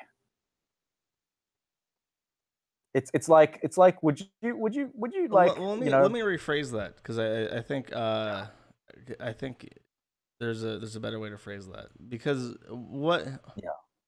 what you've described is that a lot of people say that, oh, China is a communist country when it's not. It's more of a state capitalism. Yeah, China, one of the silliest things to say in modern times is that China's a communist country. It's not. China is very much so like how the Third Reich was, in that you have companies that are uh, sort of seamlessly integrated into the government, like Alibaba and all the other big companies that do business directly with the party. Are no different than how the people's whatever were in Germany, in my opinion. And there's you get the same kind of censorship, you get the same kind of party control over shit, and like what happens is because China is so big, you have all these state capitalism organs that are up at the top that are controlled by the party. But then at a certain level, if you're a little guy, there is no fucking way for a party of any number of people to actually regulate every little ant that is at the very bottom of the pyramid. So at the basic level, at the very bottom, you can get away with a lot of shit. You can do pretty much whatever you want. And in that regard, you're free as long as you don't piss off the party, which I wouldn't accept. I wouldn't want to live in a country where I can do whatever I want as long as I don't piss off the party. But I mean, I kind of do, because I live in a country where technically there's censorship. There's anti-Holocaust denial laws here, but because I'm just some fucking fat American and I'm not trying to influence politics at all, I can get away with saying a lot of shit that maybe a local wouldn't get away with. But I wouldn't want to live in a country that actually moderates my speech. No. I would agree with that. Our governments don't harvest organs from political prisoners, but if this was the kind of far-right authoritarian fascism that people seem to want, yeah, they would. They would. It makes a lot of economic sense. It really does. Look at the fucking water purification shit in Manchuria. Look up the weird experiments that the Germans did, making some chick's urethra go into her ass, where she later died of infection. Like, there was weird, freaky, perverted fucking shit that was happening in fascist countries. No different than. Oh, and it's not just political prison, by the way. It is actually just all prisoners. Our government has censorship of the internet. Yes, they do. Good luck if you're in Germany. Go try to look up that fucking Waffen SS song. Like, it's not as bad as in China, where they don't have their own little eye internet, where they pervert absolutely everything. But you can rest assured that EU is going there. I don't see how that's even debatable. Like, if you think that the European Union is not going to be as strictly filtered as China is 10, 20 years, I don't know what to say. Oh, somebody wants to know if the Chinese can jack off to anime titties. As in, can they physically, or I mean, are you allowed to download Japanese hentai in China? Oh yeah, there's so much porn of every kind in China. That's absolutely the same. I thought that porn was banned in China. Officially, yeah, but it's officially banned in lots of places. Anime is censored in China. Doesn't mean you can't get it. Like, I don't know about the US, but I'm still using Pirate Bay, on the daily. Pirate Bay. As long as it's up, they have trouble keeping it. They still play that fucking whack-a-mole literally a game. million proxies everywhere. I mean, like, it's just, I look at China the same way I look at shit like the United Arab Emirates. The UAE has a lot of shit like China has. It's a much smaller country with a lot more money per capita, so they can more rigorously implement kinds of things, and they do. They have facial recognition technology. They're a police state. Singapore is a police state. People don't shit on Singapore as much as they shit on China, and Singapore is a literal fucking police state where you get fined outrageous amounts of money for chewing gum and sticking it somewhere. Like, again, never stop whining about censorship in the US, because if you for a moment pause on that, it will get as bad as China very, very quickly. And they're trying to do it in the back end. And what's funny is that the Brett Kavanaugh thing happened recently, where I supported the nomination for Brett Kavanaugh because I didn't want to set the precedent that if all you want to do to get rid of a political opponent is to call them a rapist, and that's it. There's nothing you can do in response to that. That was my stance for supporting Kavanaugh, but Kavanaugh was a Bush Jr. era White Houser who was in support of the Patriot Act, which is the first domino to all this horrible fucking NSA bullshit that's happening constantly. And now our Supreme Court Justice is Brett Kavanaugh, and he's probably going to continue to step all over cyber privacy laws. So I mean, even I, with all my song and dance about censorship, I supported the nomination of somebody who is going to vote to reduce my rights in the near future and for the rest of his life. So I'm sorry if I'm not singing, a hard enough, taking a hard enough stance against China. China seems like a great place to make a lot of money off a lot of people who have a lot of money. And I would say that's the bottom line. If you want to make a lot of fucking money, put a party-friendly app in their app store, because they don't use the Google Play Store. They use their own segregated market for apps. Yes. Go put a little app on that and make your fucking money off loot boxes and gambling and shit, and bring it and back. Definitely home. Don't piss off the government. Don't piss off the government. Leave the skeletons out of the game. They don't like skeletons. Bottom line, don't piss off the government, and you'll be okay. Yeah, but otherwise, if you've got money, if you want to make money, China's a place to spend money. Definitely to spend money. China has a lot of money. Yeah, it's a good place to spend money for sure. I mean, it's got great things like chicken feet, which are delicious. All right. Any other questions? Because this has been an hour and a half. I think that's a good place to call it quit. But somebody else got something that's burning them that I've somehow managed not to see. Somebody's asking about eating live fish in China, but I'm pretty sure that's the Japanese that eat the live fish. Nope, there's a dish called live fish in China. You can find YouTubes of it being cooked. Essentially, what they do, they get a live fish, they gut it, and they score it, and they quickly dip it in starch, and they deep fry it, and they put it on a plate. What the fuck? And they put a sauce over it, and when it's served, the fish's mouth is like still doing that gobble thing. That's awful. But the rest of its body is covered in batter and deep fried and covered with a delicious sauce. It's awful. It's awful. Ruin my fucking day. Okay, somebody is desperate eating live monkey brain.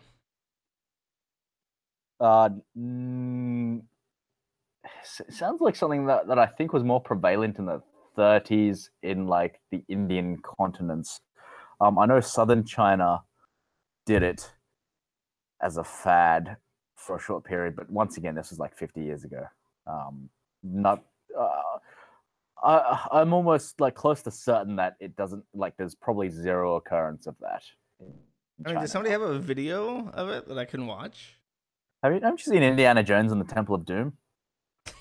No. Is that a thing that happens in... Really? Yeah. Really? Yeah. Chat's asking a question about something that happened in fucking Indiana Jones. Probably. Chinks drag live dogs behind their cars. Oh, what? That was in Delhi, wasn't it? What? That wasn't in China. That was in Delhi, in Indiana Jones movie. Oh, yes, I think so. Now that you mention it, yeah. Does China still torture animals because they think fear makes the meat taste better, even though adrenaline is bitter? Have you heard of that? I'm not sure. No, I don't think that was. I think that might have just been a rumor. Doesn't everyone know that torturing animals or making them scared make them taste like shit? Is that a thing? I've never heard of this. Yeah, like if animals are afraid, their muscles tighten up, and something to do with the blood flow, and basically their meat is less tender. It's like, oh, somebody said Chinese love eating bitter foods, which is why they scare the fuck out of them before killing them. Partially true. We like eating bitter food, but it's usually like vegetables and stuff. We have a thing called bitter melon, which it's exactly what it sounds like, and we stir fry it with eggs, and it's an acquired taste. I mean, I don't mind it. In terms of meat, like no, nobody wants bitter meat. That's ridiculous. And also, the difference between a scared animal and non-scared animal, the meat of it, is practically indiscernible, realistically. Okay, somebody wants to know about the Chinese welfare system. I don't think there is one, is there? It's generally state run.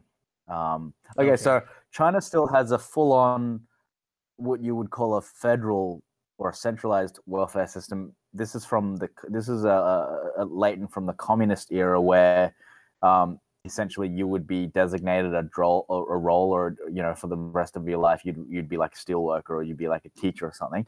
When you're retired, you would still get a salary.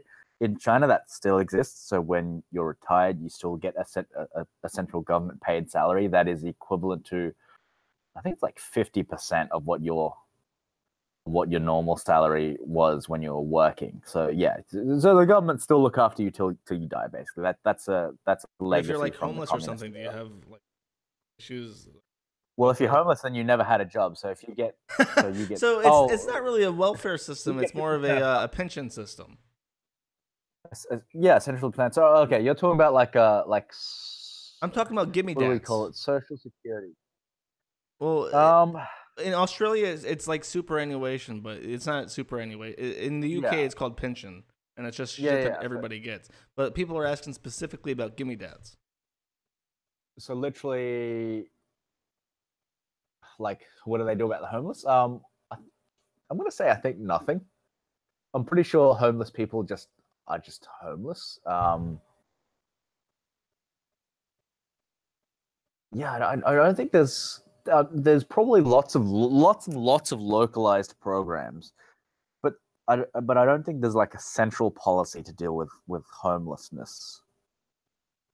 Or like food shit. Or okay. It's easy to get. Look, it's easy to get enough food in China. You won't starve.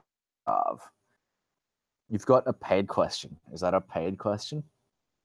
Yeah, that one is. I was going to say that till after you're finished answering. But how is gay rights in China? Much like most of the Western world, you can't legally marry. It's no longer a criminal activity since might have been like as late as 2001. So in China, there's sort of two levels of existence. One is in the political arena, and one is sort of in the local general, I would say, real world arena. So from a political sense, gay people don't have any extra rights, nor are they at this point. They don't have any disadvantages politically. Wasn't there a story about like a gay or transgender like anchor being removed? Oh yeah, no. Literally one of the biggest stars in China right now is this transgender woman who hosts you know how dating shows are massive in China. She hosts one of the biggest ones, so she's massively popular. She's a man who turned into a woman. I don't know what that's called. I think that's called a trans woman. But yeah, she's literally one of the biggest stars. She's literally a billionaire. She's male to female. She's literally a billionaire. One of the most popular people in China. So from a policy and legal perspective, no, they can't legally get married. But then they don't have many disadvantages. In a sort of cultural, real world living sense, some old timers might still be against the idea. You culturally, you still might get frowned upon by some old timers, but generally, for the common person in China, it's pretty much just seen as is. It's kind of just like anywhere in the West. The question to win over the audience is to say that kind of trendy. The correct answer to win over the audience is to say that all the trannies go to the Uyghur prisons, be detransitioned. Well, this is about. Doesn't China have anti-degeneracy shit though? Yeah, it does. In general, nothing aimed at the LGBT community. Well, usually when people talk about the LGBT, that includes like all the weird kink shit. But I mean, doesn't everyone have that weird kink shit? No, it's mostly faggots. What do you mean? What specifically? Like if you're somebody who eats shit out of the toilet, you're almost always gay. Really? Yes. Or German? No, gay German. Germans have lots of gays too. Oh, Like if you look at a map of where furries are in the world, it's like I'll in Germany. Germany. Yeah, well, that's what happens when you go into a country. You kill all the strong, and then you leave the weak to breed. You get a generation of furries. And she, Well, if he was no, smart, they don't get sent to re-education camps with the Uyghurs. There are a lot of so while government policy is a certain way, there's also that doesn't mean that it doesn't make room for private enterprise. Now there is a lot, and you can probably look up plenty of documentaries on YouTube of private enterprises having essentially like those re-education camps for things like LGBT and even internet addiction stuff. And a lot of them, I think they still use in some of those private commercial enterprises, they still use like electrotherapy and stuff like that. But obviously, it's up to your family members to send you there. well, I mean, I just get the feeling, like again, I've never been there, but I get the feeling that if you did some like some of the shit, like we watched a video yesterday where dominatrix would lead men around dressed in horse outfits, like a chariot, right? Okay. And I just get the feeling that if they ever did that in China, every single one of them would end up in a psychiatric hospital for the rest of their lives to be treated for their degeneracy. You mean in public? Yes. No. There was a girl in Shanghai who rode a horse around the city in a dominatrix costume. No, The a police stopped man, her. a human being, pulling the chariot by their mouth. It's not a horse. Oh, It's a man in a horse costume. yeah. Look, they'll do something about it, but like it's the actual result isn't anywhere near as bad. Like the police will probably stop them after because it's starting to cause like a public focus. So the police will probably just tell them to stop it. They won't throw them in jail. It's just like the chick who rode a horse in a dominatrix uh, uniform. The police, after a couple of hours of her riding on the street, police told her to stop, and she did. And it'd be the same with a guy pulling a horse-drawn chariot. Oh, sorry, a guy pulling a man-drawn chariot around the streets in China. The police will probably catch on and just tell her, hey, stop this, you fucking idiot. What's wrong with you? I just realized that my timer said an hour and a half. It's actually been 3.5 hours. I had a refresh. Since what? It's 1 a.m. my time since we started talking. I didn't Oh realize. fuck! Since we started, we've been talking for 3.5 hours. Yeah, my timer Jesus said fucking for an Christ, hour we have, and a haven't half. we? It lied to me. Yeah, well, yeah. No, like I said, this is a big topic. We probably have to. If people are interested, I'd be happy to do a smaller series or something, or answer more questions later on. I'd be happy to do more of it because yeah, it is definitely a very big topic. And it's not often that you get like I haven't found that many people who are sort of like me that are westernized but still very central in both ways. Like I know a lot about both cultures. Usually people who are around here are like the ABCs, like the Australian born or the American born Chinese, where they're very Western, or they're kind of fobs, whether they're just fresh off the boat and still very Chinese. I kind of edge between both worlds, if you know what I mean. And I'm quite familiar with both. Yeah. I definitely like sharing what I know.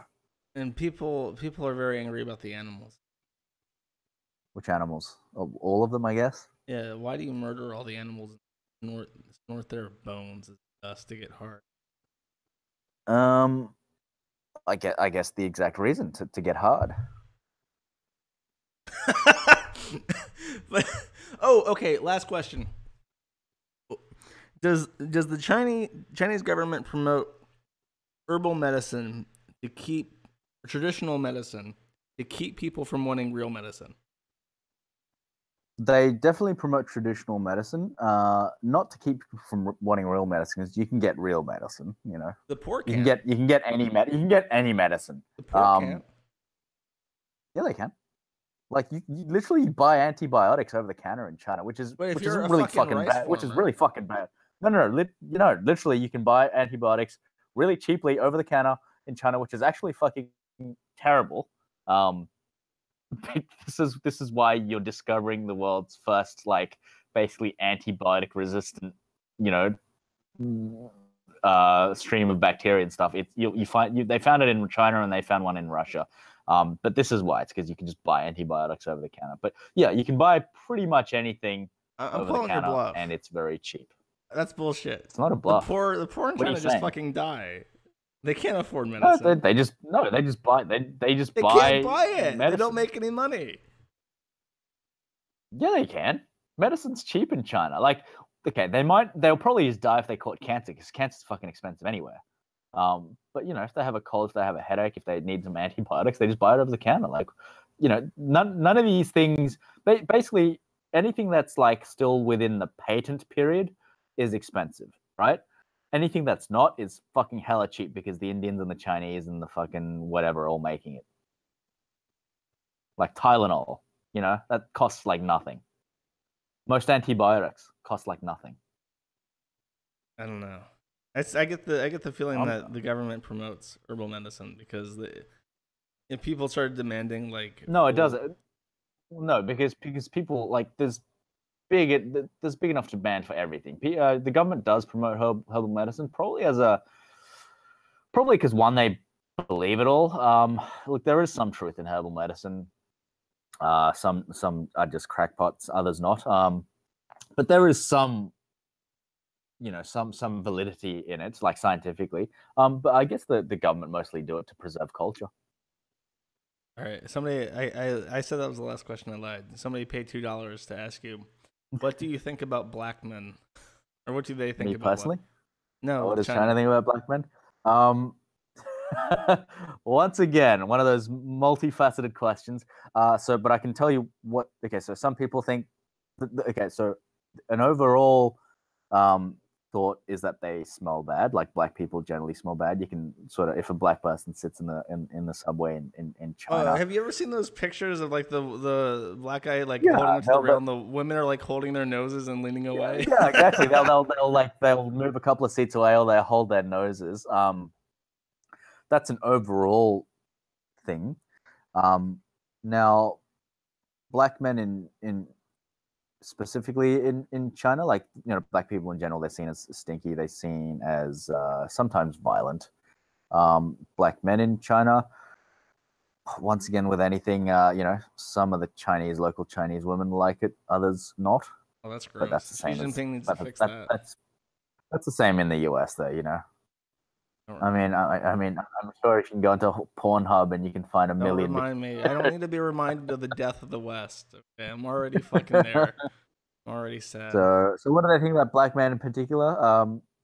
You know, some good, some bad. It's not a. They're not good an if they can overall... do. There would be no China without the Communist Party. If they can sing that song perfectly, they can get around in China. Oh yeah, some become popular. You know, minor celebrities. All right. Anything else you can think of? We're at almost 4 hours, aren't we? Jesus Christ. Yes. I didn't realize it had gone on so long, to be honest. Yeah, I mean, it's just an interesting conversation, if anything. Well, hopefully people found that. I think chat's been fucking apocalyptic for most of that. Like, I'm it's not good. to It's good repeat myself. It's just like, you know, even in shitholes like Saudi Arabia and fucking, you think places like Ukraine and Saudi Arabia and China would just be the worst places to live. But for day-to-day life, like, I've been to many different countries. It's not all He really different. has. It's not. He's been to many, they know the quote countries unquote shitholes. Yeah. Day-to-day life is basically all the fucking same. If you have enough money to get Anywhere by you go.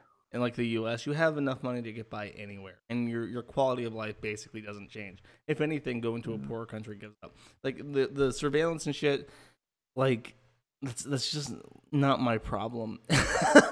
It's not my problem. It'll get here eventually, but for now, it's not my problem. And if I wanted to go to China and make money in China, I think the doors are open enough to do that, as long as I'm willing to pay the games. But yeah. Don't play edgeball like Dolce and Gabbana did. Yeah. All right. Well, thank you, my friend. Talking. Sorry, my pleasure, man. Anytime. And dealing with the abuse of the internet. Sorry, I haven't actually been reading any of the comments. I don't have I've got the stream just sitting there, but I haven't been really paying attention. All right. I only see the questions that get paid, basically, because they're big and blue. All right. Well, I guess take it easy. I'm gonna play my outro song if you want to hear it. Yeah, let's do it. And let's see, what's the name of this? Tian, Xiao, place of appointment. It's apparently the English. All right. Take it easy, guys.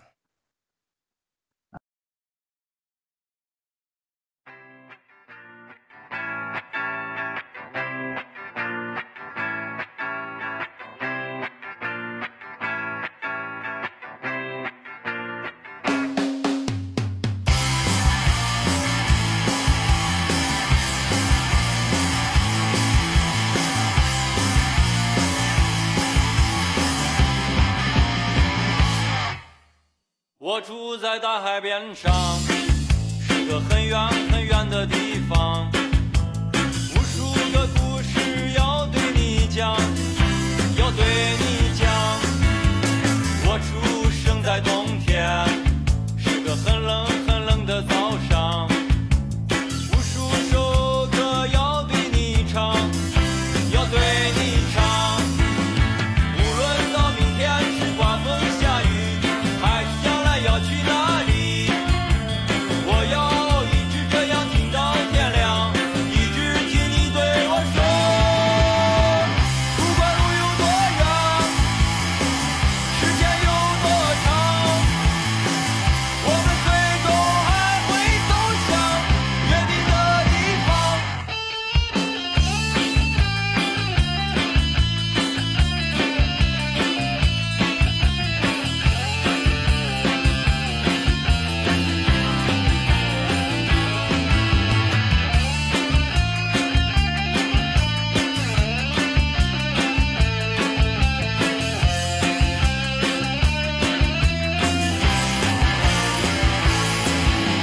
无论到明天是刮风下雨，还是将来要去哪里，我要一直这样听到天亮，一直听你对我说，不管路有多远，时间有多长，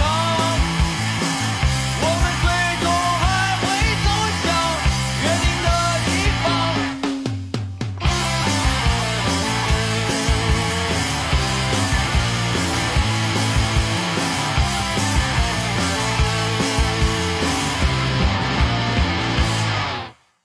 我住在大海边上，是个很远很远的地方。